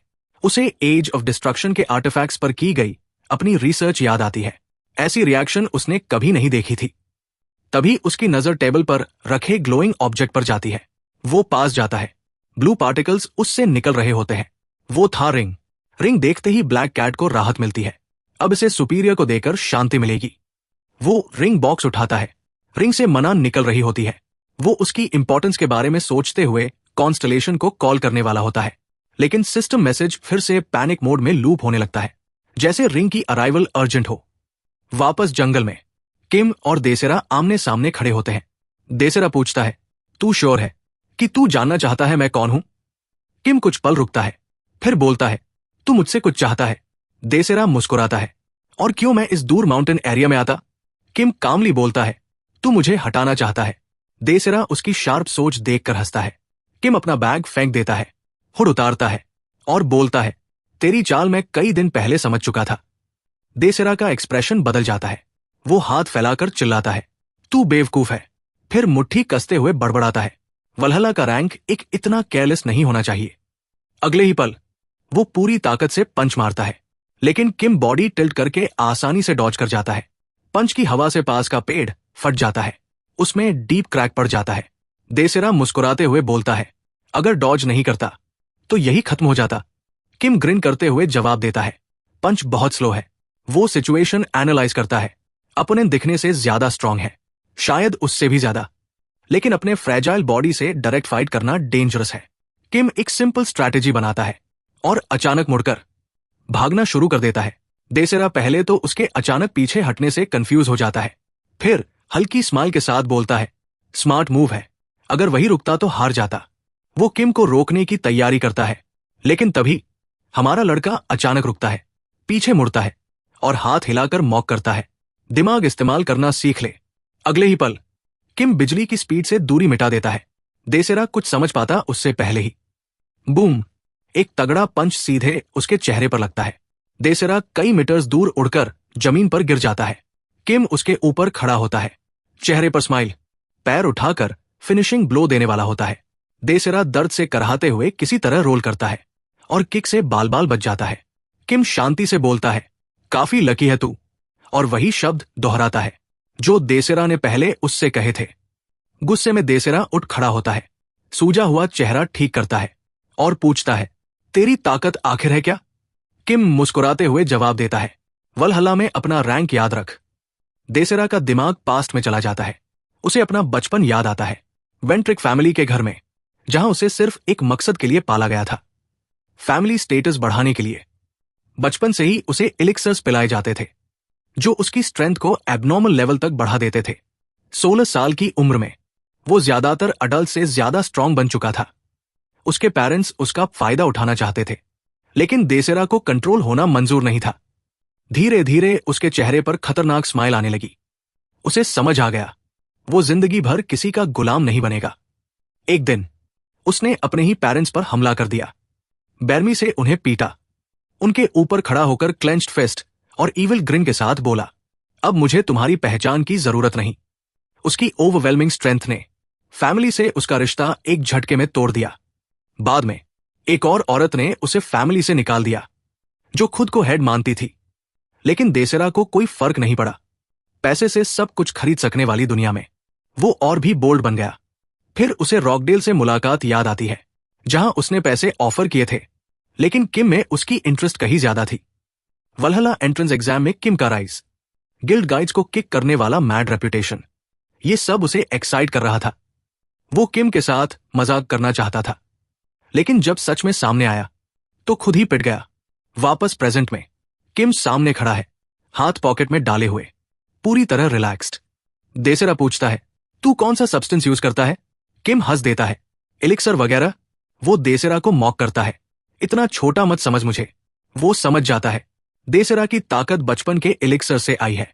देसेरा शॉक हो जाता है, बिना किसी बाहरी मदद के इतनी पावर? किम कॉन्फिडेंटली बोलता है, मेरी स्ट्रेंथ ट्रेनिंग से आई है, ना कि किसी मैजिकल ड्रग से।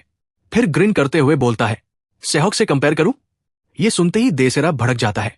गुस्से में वो अपनी स्वॉर्ड निकाल लेता है, भले ही उसे परमिशन ना हो। डार्क पर्पल ब्लेड समन होती है, जिसमें इविल मैजिक भरी होती है।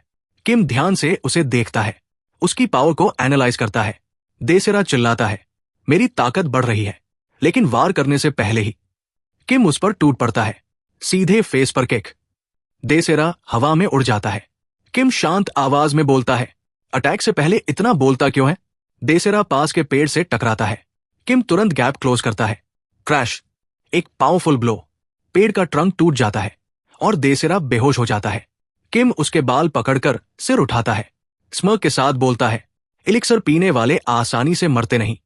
फिर ठंडे अंदाज में बोलता है, अगर सिर्फ मुझे हर्ट करता तो छोड़ देता, लेकिन तू मुझे मारना चाहता है, इसलिए नहीं छोड़ सकता। किम पंच चार्ज करता है और बोलता है, वैसे एक सवाल पूछना था। लेकिन सवाल से पहले ही वो पंच फिर से दाग देता है। बेचारा देसेरा बस चिल्ला पाता है, रुक जा। वलहल्ला डॉर्मेट्री में रॉकडेल अपने ऑफिस में बैठा सोच रहा होता है, अब तक किम खत्म हो चुका होगा। वो खुश होता है कि ये सब एकेडमी के बाहर हो रहा है। तभी फोन वाइब्रेट करता है। वो कॉल उठाता है, पहले सिर्फ साइलेंस, दूसरी बार कॉल करता है। इस बार देसेरा की दर्द भरी आवाज सुनाई देती है। रॉकडेल का चेहरा उड़ जाता है।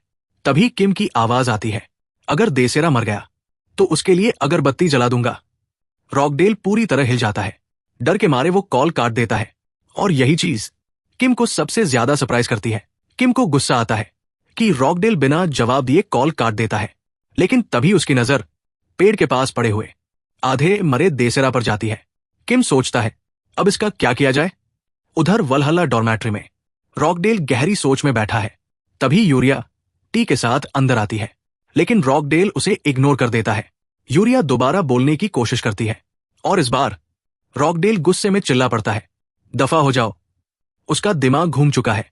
उसे यकीन नहीं हो रहा कि इस सब के पीछे किम है। अब मामला पूरी तरह कंट्रोल से बाहर जा चुका है।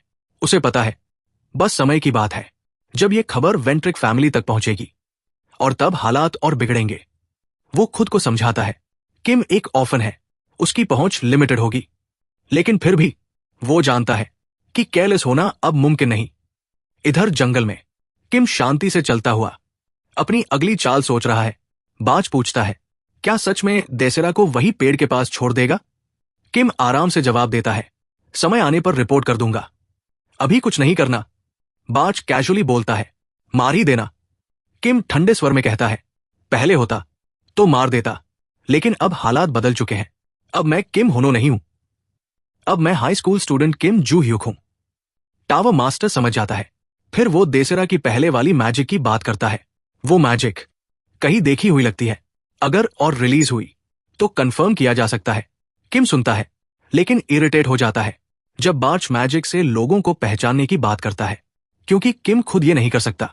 वो गुस्से में टॉपिक टाल देता है, फिर अंदाजा लगाता है शायद वही hidden side of the blade होगा। बार्च उसे कंफर्म करता है। किम अनकॉन्शियस पड़े देसेरा के पास जाता है, पूछता है, तुझे किसने भेजा? फिर याद आता है उसने पहले ही इसका जबड़ा उखाड़ दिया था। वो कैजुअली जो वापस ऐड करता है, फिर दोबारा पूछता है, किसने भेजा? देसेरा चुप रहता है। किम का चेहरा सख्त हो जाता है। वो उसका हाथ पकड़ता है और उंगलियां मरोड़ देता है। दर्द से देसेरा चीखता है। किम ठंडी आवाज में बोलता है, बोल, नहीं तो सारी उंगलियां तोड़ दूंगा। कुछ देर बाद देसेरा टूट जाता है। वो बताता है, रॉकडेल वेंट्रिक ने भेजा था। किम सोचता है, तो यही है वो आदमी जो पहले भी प्रॉब्लम बना था।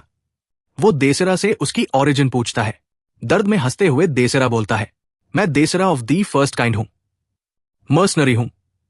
किम शब्द पहचानता है, लेकिन डिसमिस कर देता है, बेकार की बातें, तू बस एक पथेटिक गुंडा है। देसेरा अपनी टूटी उंगलियां पकड़ते हुए बोलता है, first species hidden side of the blade को वर्शिप करते हैं, और मैं उस कॉन्स्टलेशन के कॉन्ट्रैक्ट में हूं। फिर वो स्माइल करता है, अगर मैं बेटर प्रिपेयर्ड होता तो आज तू हार जाता। किम बाल ठीक करता है और स्मर्क के साथ बोलता है, बेवकूफ, अगर चुपचाप बता देता कि किसके साथ जुड़ा है तो शायद छोड़ देता। अगले ही पल क्रैक, किम देसेरा का जबड़ा फिर से तोड़ देता है। जंगल में दर्द की चीख गूंज जाती है। कुछ समय बाद किम शहर में बैठा फोन पर सर्च स्क्रॉल कर रहा है। वो फर्स्ट स्पीशीज के बारे में पढ़ता है, एक ईविल ग्रुप जो hidden side of the blade को वर्शिप करता है। वो सोचता है, सब इन्हें बस एक और विलन फैक्शन मानते हैं। झुंझलाकर वो रॉकडेल के बारे में सोचता है, अब इसे मॉडर्न तरीके से हैंडल करना पड़ेगा। किम टाइपिंग शुरू करता है। वो देसेरा की कॉन्फेशन रिकॉर्डिंग्स अपलोड कर देता है, जिसमें फर्स्ट स्पीशीज से जुड़ाव भी शामिल है। उधर लिली को किम का कॉल आता है। वो पूछती है, मेरे साथ काम करेगा, असिस्टेंट बनेगा? किम मना कर देता है और पूछता है, कोई न्यूज रिपोर्टर जानती हो? अगले दिन न्यूज एक्सप्लोर हो जाती है। हेडलाइन चलती है, वेंट्रिक फैमिली पर वलहल्ला स्टूडेंट पर असैसिनेशन अटेम्प्ट का आरोप। रिपोर्ट में बताया जाता है, एक फर्स्ट ईयर वलहल्ला स्टूडेंट पर हमला हुआ। ईविल ग्रुप के मेंबर ने अटैक किया, लेकिन स्टूडेंट ने पलटकर अटैकर को हरा दिया। स्टूडेंट ने एविडेंस भी दिया, डिक्टोफोन रिकॉर्डिंग के साथ। फोटोज में दिखता है वलहल्ला एकेडमी और कस्टडी में पड़ा देसेरा। अब साफ हो जाता है, हमलावर वेंट्रिक फैमिली से जुड़ा था, लेकिन स्टूडेंट की ब्रेवरी और रिकॉर्डिंग्स ने सारा सच बाहर ला दिया। रिपोर्ट में यह भी बताया जाता है कि फ्रेशमैन ने अटैकर से कन्फेशन निकलवाया, जिसमें साफ साफ नाम लिया गया, रॉकडेल वेंट्रिक, वेंट्रिक फैमिली का बेटा और वलहल्ला स्टूडेंट, जिसने पूरा अटैक प्लान किया था। इस खुलासे के बाद वेंट्रिक फैमिली के लिए ऑफिशियल स्टेटमेंट बनाना मुश्किल हो जाता है। इधर कमेंट्स सेक्शन में आग लग जाती है। कई लोग अंदाजा लगाते हैं ये अटैकर को हराने वाला स्टूडेंट किम ही है। कुछ लोग बोलते हैं ये खबर तो पहले ही फैल चुकी है, और कुछ वेंट्रिक फैमिली का मजाक उड़ाते हैं। किम के सामने टिकने की सोच भी हास्यास्पद है। उधर किम टेबल पर पैर रखे बैठा फोन पर कमेंट्स पढ़ रहा है। उसके चेहरे पर हल्की स्माइल है। बाज बोलता है, 300 साल पुराने इंसान के हिसाब से मॉडर्न वॉरफेयर और टेक्नोलॉजी तूने जल्दी सीख ली। किम शांत आवाज में जवाब देता है, न्यूज फॉलो करता हूं ताकि प्रेजेंट के हिसाब से खुद को ढाल सकूं और वही बन सकूं जो मुझे बनना है। बाज कहता है, इससे तेरी रेपुटेशन और ऊपर जाएगी। किम हल्की हंसी के साथ बोलता है, मेरा मकसद सिर्फ रॉकडेल को फंसाना था। मीडिया ने खुद वेंट्रिक फैमिली की इज्जत मिट्टी में मिला दी। कुछ ही देर बाद वेंट्रिक फैमिली की तरफ से ऑफिशियल अनाउंसमेंट आती है। स्टेज पर आती है एडेलिया वेंट्रिक, फैमिली की हेड। वो बोलना शुरू करती है, वलहल्ला एकेडमी के स्टूडेंट्स से हम फॉर्मली माफी मांगते हैं। वो साफ करती है, अटैक देसेरा ने किया, जिसे अब वेंट्रिक फैमिली से एग्जाइल कर दिया गया है। वो आगे कहती है, देसेरा का कन्फेशन जिसमें उसने रॉकडेल का नाम लिया, वो झूठ है। वो अपनी सजा से बचने की कोशिश कर रहा था। फैमिली इस इंसिडेंट में इन्वॉल्वमेंट से इनकार करती है। फिर एडेलिया बोलती है, हालांकि देसेरा अब हमारा हिस्सा नहीं है, फिर भी हम उसकी गलती की जिम्मेदारी लेते हैं। वो अनाउंस करती है, मैं खुद विक्टिम से मिलने जाऊंगी और पर्सनल अपॉलॉजी दूंगी। फिर एक और बड़ा बयान, रॉकडेल वेंट्रिक जो अभी वलहल्ला एकेडमी में पढ़ रहा है, भले ही डायरेक्टली क्राइम में शामिल न हो, लेकिन फैमिली उसे वापस बुलाएगी इंटरनल इन्वेस्टिगेशन के लिए। फैमिली के अंदर भी जांच होगी ताकि कोई शक बाकी न रहे। इतना कहकर एडेलिया बिना रिपोर्टर्स के सवाल सुने सीधे चली जाती है। मीडिया हैरान रह जाती है, ये अपॉलॉजी कैसी होगी? उधर रॉकडेल फोन पर ये सब देख रहा है, उसके हाथ कांप रहे हैं। तभी उसके पिता का कॉल आता है, ऑर्डर मिलता है, तुरंत इंग्लैंड वापस आओ। रॉकडेल डर के मारे कांपता हुआ जी कह देता है। अगले दिन देसेरा का नया वीडियो वायरल हो जाता है, जिसमें वो कहता है, वेंट्रिक फैमिली बेगुनाह है, सारा कसूर मेरा था। वीडियो को मिलते हैं 2 मिलियन प्लस व्यूज। इधर सड़क पर चलते हुए किम ये वीडियो देखता है, उसका चेहरा बिगड़ जाता है। वो मन ही मन बोलता है, ये लोग अब भी बेवकूफी कर रहे हैं। अपॉलॉजी की बात सुनकर भी उसे सब ऑकवर्ड लगता है। वलहल्ला एकेडमी में किम कैफे में लिली से मिलता है। लिली हंसते हुए बोलती है, ये मीटिंग डेट तो नहीं है ना? किम एक्सप्रेशनलेस रहकर मना कर देता है। वो असिस्टेंट बनने का ऑफर भी रिजेक्ट करता है, लेकिन रिपोर्टर से मिलवाने के लिए थैंक्स कहता है। लिली खड़ी होती है स्माइल के साथ। किम बोलता है, मैं तुम्हें मॉन्स्टर से लड़ने के टिप्स दूंगा और बदले में एक फेवर चाहिए। वीकेंड के लिए एकेडमी से बाहर जाना है। सनसेट में वलहल्ला एकेडमी चमक रही है। लिली कॉफी पीते हुए कैजुअली बोलती है, ये तो आसान है। मजाक में जोड़ती है, असिस्टेंट बन जाओ तो रोज बाहर जाने दूंगी। किम मना करता है, लेकिन हेल्प के लिए थैंक्स कहता है। उधर ओशन के बीच नॉर्थ पैसिफिक पर चल रहा है प्रिजनर ट्रांसपोर्ट वेसल अल 8। शिप के अंदर सलाखों के पीछे बंद है देसेरा। वो गुस्से में सोचता है, मुझे सामान की तरह ले जाया जा रहा है। उसकी डेस्टिनेशन है प्रिजन टावर, एक ब्रूटल फैसिलिटी जो बनी है S class constellation heaven of deprivation के द्वारा। इस टावर की खासियत कॉन्ट्रैक्टर्स की पावर्स छीन लेना, उन्हें आम तड़पते कैदी बना देना। देसेरा कड़वी मुस्कान के साथ सोचता है, अगर चुप रहा और रॉकडेल वेंट्रिक फैमिली में बना रहा तो सिर्फ 5 साल की सजा मिलेगी, वरना हालत और बुरी होगी। अचानक एक आवाज आती है, उसका मजाक उड़ाती हुई। देसेरा पलटता भी नहीं और अगले ही पल स्लैश एक शैडो फिगर उसका गला काट देता है। देसेरा खून के तालाब में गिर जाता है। लाल चमकती आंखों वाला सिलुएट चुपचाप लाश को देखता है। ठंडी आवाज में बोलता है, फर्स्ट स्पीशीज के लायक नहीं था, और गायब हो जाता है। उधर वेंट्रिक फैमिली मैंशन में एडेलिया आमने सामने बैठी है, रॉकडेल और उसके पिता एडन वेंट्रिक के सामने। दोनों झुककर सैल्यूट करते हैं। एडेलिया सख्त लहजे में पूछती है, जो किया उसके बारे में क्या कहना है? रॉकडेल कांपते हुए गहराई से झुककर माफी मांगता है, लेकिन एडेलिया संतुष्ट नहीं होती। वो और दबाव डालती है, क्या तुम्हें लगता है ये खोखले जेस्चर सब ठीक कर देंगे? लड़का चुप खड़ा रहता है, नजरें जमीन पर टिकी हुई। एडेलिया सख्त आवाज में बोलती है, जो कुछ भी हुआ सब कुछ बताओ। रॉकडेल मजबूरी में हामी भरता है। एडेलिया पूछती है, क्या तुम सच में इस सब की जिम्मेदारी लेने वाले हो? रॉकडेल सिर झुकाकर आधा अधूरा जवाब देता है, बस यही बात एडेलिया के गुस्से को भड़का देती है। कमरे का माहौल बदल जाता है। ऐसा लगता है जैसे उसके अंदर कोई डार्क और टेरिफाइंग ऑरा जाग गया हो। वो रॉकडेल पर आरोप लगाती है, तुमने ड्यूटी के लिए नहीं, अपने प्राइड के लिए ये सब किया, और इसी प्राइड ने वेंट्रिक फैमिली को शर्मसार किया है। वो झुके हुए लड़के के पास जाती है, ठंडी आवाज में बोलती है, तुम्हारे एक्शंस ने हमारी फैमिली को पूरी तरह बेइज्जत कर दिया। ये सुनते ही रॉकडेल घुटनों पर गिर जाता है। कांपती आवाज में बोलता है, मैं सब कुछ करूंगा फैमिली का नाम वापस लाने के लिए। लेकिन एडेलिया का दिल नहीं पिघलता। वो सीधा फैसला सुनाती है, फैमिली की इज्जत वापस पाने का एक ही तरीका है, तुम्हें चर्च से एक्सकम्युनिकेट किया जाएगा।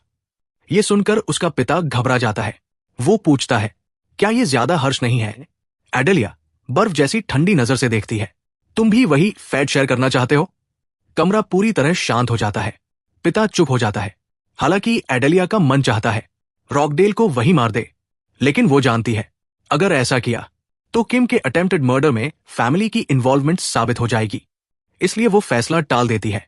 वो रॉकडेल से कहती है, वलहल्ला वापस जाओ और चुप रहो जब तक मैं किम से मिलकर तुम्हारी पनिशमेंट तय ना कर लूं। घुटनों पर बैठे रॉकडेल धीमी आवाज में धन्यवाद करता है। बाद में जब रॉकडेल और उसका पिता वेंट्रिक एस्टेट से बाहर निकलते हैं, पिता चेतावनी देता है, शांत रहो और ट्रबल मत खड़ा करना। रॉकडेल कड़वी मुस्कान के साथ बोलता है, मेरा फेट तो तय हो चुका है। देर अस्वेर मुझे एक्सकम्युनिकेट कर ही देंगे। मीडिया मेरी हर हरकत देख रही है, इसलिए अभी हाथ बंधे हैं। फिर उसकी आंखों में जहर भर जाता है, लेकिन सही समय आने पर मैं अपना काम पूरा करूंगा। चलते चलते वो अपने पिता पर भड़कता है, आपने मुझे प्रोटेक्ट क्यों नहीं किया? बुजुर्ग आदमी शांत आवाज में जवाब देता है, ये मामला छुपा रहना चाहिए था। कुछ हफ्तों बाद वलहल्ला एकेडमी इंटरव्यू रूम। इंस्ट्रक्टर आराम से बैठा हुआ बोलता है, वेंट्रिक फैमिली की हेड एडेलिया यहां आ रही है किम से पर्सनल अपॉलॉजी देने। किम सामने बैठा है, चेहरे पर कोई इंटरेस्ट नहीं, उसकी आंखों में साफ शक है। वो सोचता है ये अपॉलॉजी नहीं, इमेज बचाने का ड्रामा है। इंस्ट्रक्टर परेशान होकर बोलता है, ये पूरा मामला गड़बड़ हो चुका है। इंस्ट्रक्टर ली सैन भी गुस्से में है। स्टूडेंट पर अटैक हुआ, अटैकर ने रॉकडेल का नाम लिया। फिर भी वेंट्रिक फैमिली अकाउंटेबिलिटी से ज्यादा डैमेज कंट्रोल कर रही है। इंस्ट्रक्टर एकेडमी को भी ताना मारता है, रॉकडेल को एक्सपेल करने में हेजिटेशन। क्यों? क्योंकि वेंट्रिक फैमिली भारी डोनेशंस देती है। पैसा यहां जस्टिस को भी कंट्रोल करता है। किम चुपचाप सुनता है, चेहरा शांत, लेकिन अंदर इरिटेशन साफ है। आखिरकार वो बोलता है, ठीक है, मैं एडेलिया से मिलूंगा। इंस्ट्रक्टर हैरान होता है, लेकिन किम कैजुअली श्रग कर देता है, मैं ऐसा ही हूं। Knock knock. दरवाजा खुलता है। एडेलिया अंदर आती है। इंस्ट्रक्टर पोलाइटली ग्रीट करता है और कमरे से बाहर निकल जाता है। अब कमरे में सिर्फ किम और एडेलिया। एडेलिया रॉयल कंपोजर के साथ आगे बढ़ती है। वो खुद को इंट्रोड्यूस करती है, मैं वेंट्रिक फैमिली की हेड हूं। किम भी शांत आवाज में अपना नाम बताता है। एडेलिया फॉर्मल टोन में बोलती है, देसेरा द्वारा किए गए अटैक के लिए मैं गहरी माफी मांगती हूं। वो खड़ी होकर किम के सामने झुकती है, एक रेयर जेस्चर उसके लेवल की औरत के लिए। लेकिन किम की आंखों में कोई फर्क नहीं पड़ता। वो कैजुअली बोलता है, अब फर्क नहीं पड़ता। एडेलिया रॉकडेल का टॉपिक छेड़ती है। किम तुरंत डिसमिस कर देता है, एक बार की घटना थी, कोई बड़ी बात नहीं। पब्लिक स्टेटमेंट में कहा गया है रॉकडेल इन्वॉल्व नहीं है, तो मेरे लिए मामला खत्म। एडेलिया एक पल के लिए चौंक जाती है, फिर बोलती है, लेकिन मीडिया और लोग हमारी बात नहीं मान रहे। उसके चेहरे पर फ्रस्ट्रेशन झलकता है। किम ठंडे लहजे में पूछता है, तो इस मीटिंग से आप हासिल क्या करना चाहती है? उसे सब पॉइंटलेस लगता है, फिर भी वो ध्यान देता है एडेलिया की आवाज में छुपी डेस्परेशन पर। एडेलिया मुस्कान बनाए रखती है, टोन बदलती है, ये मीटिंग एक टर्निंग पॉइंट बन सकती है, गलतफहमियां साफ हो सकती है, और हल्के से हिंट देती है, किम, तुम वेंट्रिक फैमिली की इमेज सुधारने में मदद भी कर सकते हो। लेकिन जब एडेलिया आखिरकार उससे मदद मांगती है, किम बिना एक सेकंड सोचे सीधा मना कर देता है। कमरे में सन्नाटा छा जाता है, फिर भी एडेलिया शांत रहती है। वो अगला कार्ड खेलती है, ग्रेजुएशन तक मैं तुम्हें फुल सपोर्ट दूंगी। इतना ही नहीं, वो आगे बढ़कर बोलती है, वेंट्रिक फैमिली जिस पावरफुल गिल्ड को स्पॉन्सर करती है, मैं तुम्हें वहां रिकमेंडेशन दिलवा सकती हूं। ये तुम्हारे हंटर करियर को सीधे टॉप पर पहुंचा सकता है। वो इसे एक गोल्डन अपॉर्चुनिटी की तरह पेश करती है। किम धीरे धीरे खड़ा होता है, सीधी नजर एडेलिया की आंखों में डालता है, हल्की सी मुस्कान के साथ बोलता है, वो सब समझ चुका है। उसकी मौजूदगी, उसकी ऑफर्स, उसकी डिप्लोमेसी, सब कुछ सिर्फ एक चीज के लिए है, किम को चुप कराना। एडेलिया अंदर ही अंदर जल रही है, लेकिन बाहर से कंपोजर बनाए रखती है। किम ठंडी आवाज में बोलता है, आप ऐसे बिहेव कर रही है जैसे कुछ हुआ ही नहीं, जैसे पास्ट को बस मिटाया जा सकता है। मुझे रिवॉर्ड्स नहीं चाहिए, मुझे गिल्ड नहीं चाहिए, मुझे सिर्फ एक चीज चाहिए। उसकी आंखों में आग जल उठती है, रॉकडेल फैमिली को वो शर्म मिले जिसके वो हकदार है। ये सुनते ही एडेलिया की नस फड़क जाती है, उसका काम मास्क टूटता है। वो गुस्से में घूरते हुए बोलती है, तुम खुद को समझते क्या हो? मुझसे इस तरह बात करने की हिम्मत कैसे की? उसकी आंखों में डेंजरस ग्लो चमक उठता है। पूरा कमरा पावर से भरने लगता है। मना जैसा दबाव हवा में फैल जाता है। लेकिन किम मुस्कुराता रहता है, बिल्कुल भी इंटिमिडेटेड नहीं। एडेलिया गुस्से में बोलती है, मैं यहां सिर्फ तुम्हारी मदद करने आई थी, लेकिन तुम्हारी एरोगेंस हद पार कर चुकी है। एक पल के लिए वो बोल देती है, मुझे तुम्हें मार ही देना चाहिए। किम आराम से सुनता है, फिर कैजुअली जवाब देता है, एक और चांस देने की जरूरत नहीं। जब वो पूछती है, क्या मतलब? किम ठंडे लहजे में पलटता है, आप खुद बोली थी वेंट्रिक फैमिली का अटैक से कोई लेना देना नहीं, फिर मुझे बाय करने की कोशिश क्यों? और अब मुझे मारने की धमकी? ये कॉन्ट्रडिक्शन एडेलिया को चुप कर देता है।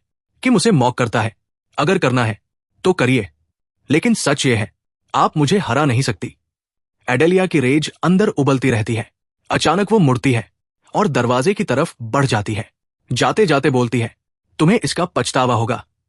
पीछे बैठा किम बस मुस्कुराता है, धीमी आवाज में बुदबुदाता है, खोखली धमकियां।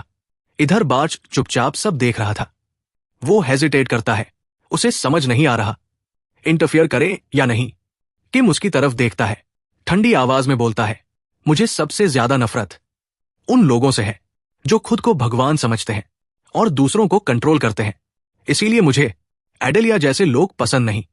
एक पल रुककर जोड़ता है, और शायद तुम भी। बाज स्टन रह जाता है। वो पूछता है, तुम कहना क्या चाहते हो? लेकिन किम का ध्यान अब कहीं और जा चुका है। वो सोफे से उठता है, जिम जल्दी जाना है, आज क्लासेस नहीं है। और सीन शिफ्ट होता है वलहला स्टेडियम एरिया। किम स्पोर्ट्स यूनिफॉर्म में कैंपस से गुजर रहा है, फोन कैजुअली चेक कर रहा होता है। तभी उसकी नजर पड़ती है अहरेन पर। वो किसी और के साथ खड़ी है, एक लंबा आदमी, कॉन्फिडेंट ऑरा के साथ। वो कोई और नहीं, जिन जियोन, चोई फैमिली का एल्डेस्ट सन। जिन जियोन मुस्कुराते हुए बोलता है, अभी सोचती हो तुम जीत सकती हो? वो अहरेन की ट्रेनिंग का मजाक उड़ाता है, वलहल्ला में मेहनत करने से कुछ नहीं बदलेगा। वो हाथ आगे बढ़ाता है, अगर फैमिली में जगह बचानी है तो इस वीकेंड होने वाला सिलेक्शन टेस्ट छोड़ दो, पब्लिक ह्यूमिलिएशन से बच जाओगी। अहरेन चुप रहती है, उसके चेहरे पर टेंशन साफ दिखता है। फिर वो बोलती है, मैं पीछे नहीं हटूंगी। जिन जियोन इरिटेट हो जाता है, एक आखिरी मौका दे रहा हूं। अहरेन फिर मना कर देती है, उसका चेहरा बिगड़ जाता है। वो गुस्से में बोलता है, तुम सिचुएशन समझती क्यों नहीं? तभी किम आगे बढ़ता है, उंगली उठाकर सीधा बोल देता है, तुम सच में बेवकूफ हो। अहरेन चौंक कर उसकी तरफ देखती है।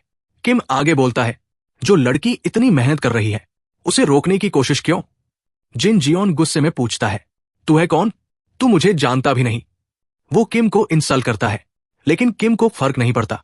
वो ठंडे अंदाज में बोलता है, मुझे तुम्हारा स्टेटस नहीं चाहिए। अगर खुद को इतना बड़ा समझते हो तो एकेडमी छोड़ दो। फिर किम अहरेन की तरफ मुड़ता है, तुम अग्री करती हो? अहरेन एक सेकंड रुकती है और सिर हिला देती है। जिन जियोन और ज्यादा भड़क जाता है, सिलेक्शन टेस्ट में मिलेंगे, इतना बोलकर वो चला जाता है। अहरेन राहत की सांस लेती है, किम की तरफ देखकर बोलती है, थैंक यू। किम कैजुअली हाथ हिलाता है, कोई बात नहीं। फिर मुस्कुराकर बोलता है, चलो प्रैक्टिस करते हैं। अहरेन अभी भी थोड़ी कंफ्यूज थी। वो किम के सवाल के बारे में सोच रही थी। वो कुछ और जवाब देना चाहती थी, लेकिन रुक जाती है। किम उससे पूछता है, अगर जवाब देती तो क्या बोलती? अहरेन हल्के मजाक में ऊपर की तरफ इशारा करती है, तुमसे बात खत्म होने के बाद जो कुछ भी दिमाग में होता सब सुना देती। किम थोड़ा सरप्राइज होता है, फिर मुस्कुरा देता है। अपने मन में सोचता है, अहरेन उसकी सोच से कहीं ज्यादा अनप्रेडिक्टेबल है। दोनों जिम की तरफ बढ़ते हैं। किम प्रपोज करता है, साथ में ट्रेन करे? अहरेन तुरंत अग्री कर लेती है।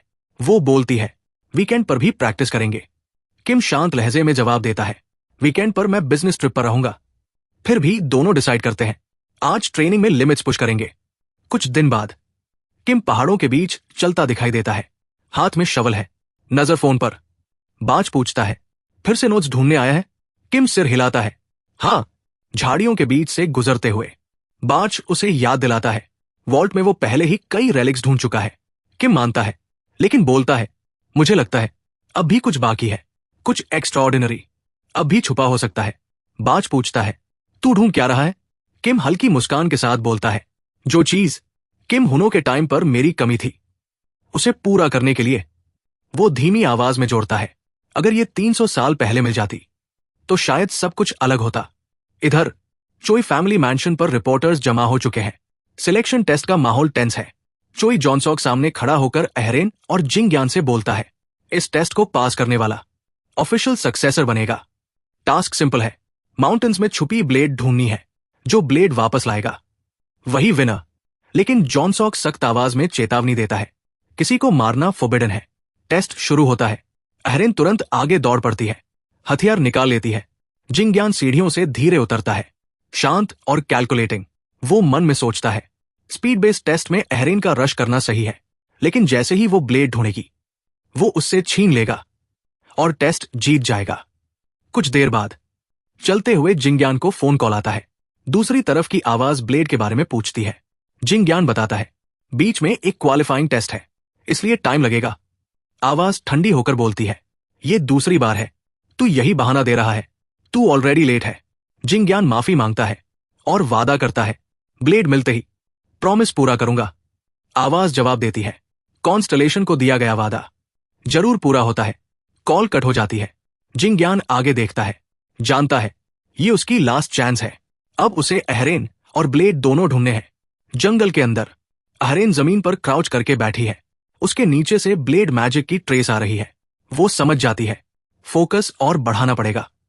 वो हाथ आगे बढ़ाती है, अनुमान लगाती है, करीब 15 मिनट्स लगेंगे ब्लेड निकालने में। तभी उसे कुछ और महसूस होता है। वो चौंक कर मुड़ती है। क्या ये ब्लेड का सिग्नल है? वो तलवार निकालने ही वाली होती है, तभी देखती है जिंगयान पास खड़ा है। वो मुस्कुराता है, मैजिक फुटप्रिंट से ट्रैक कर रही हो? ये टेक्निक किसने सिखाई? अहरेन तलवार कसकर पकड़ती है।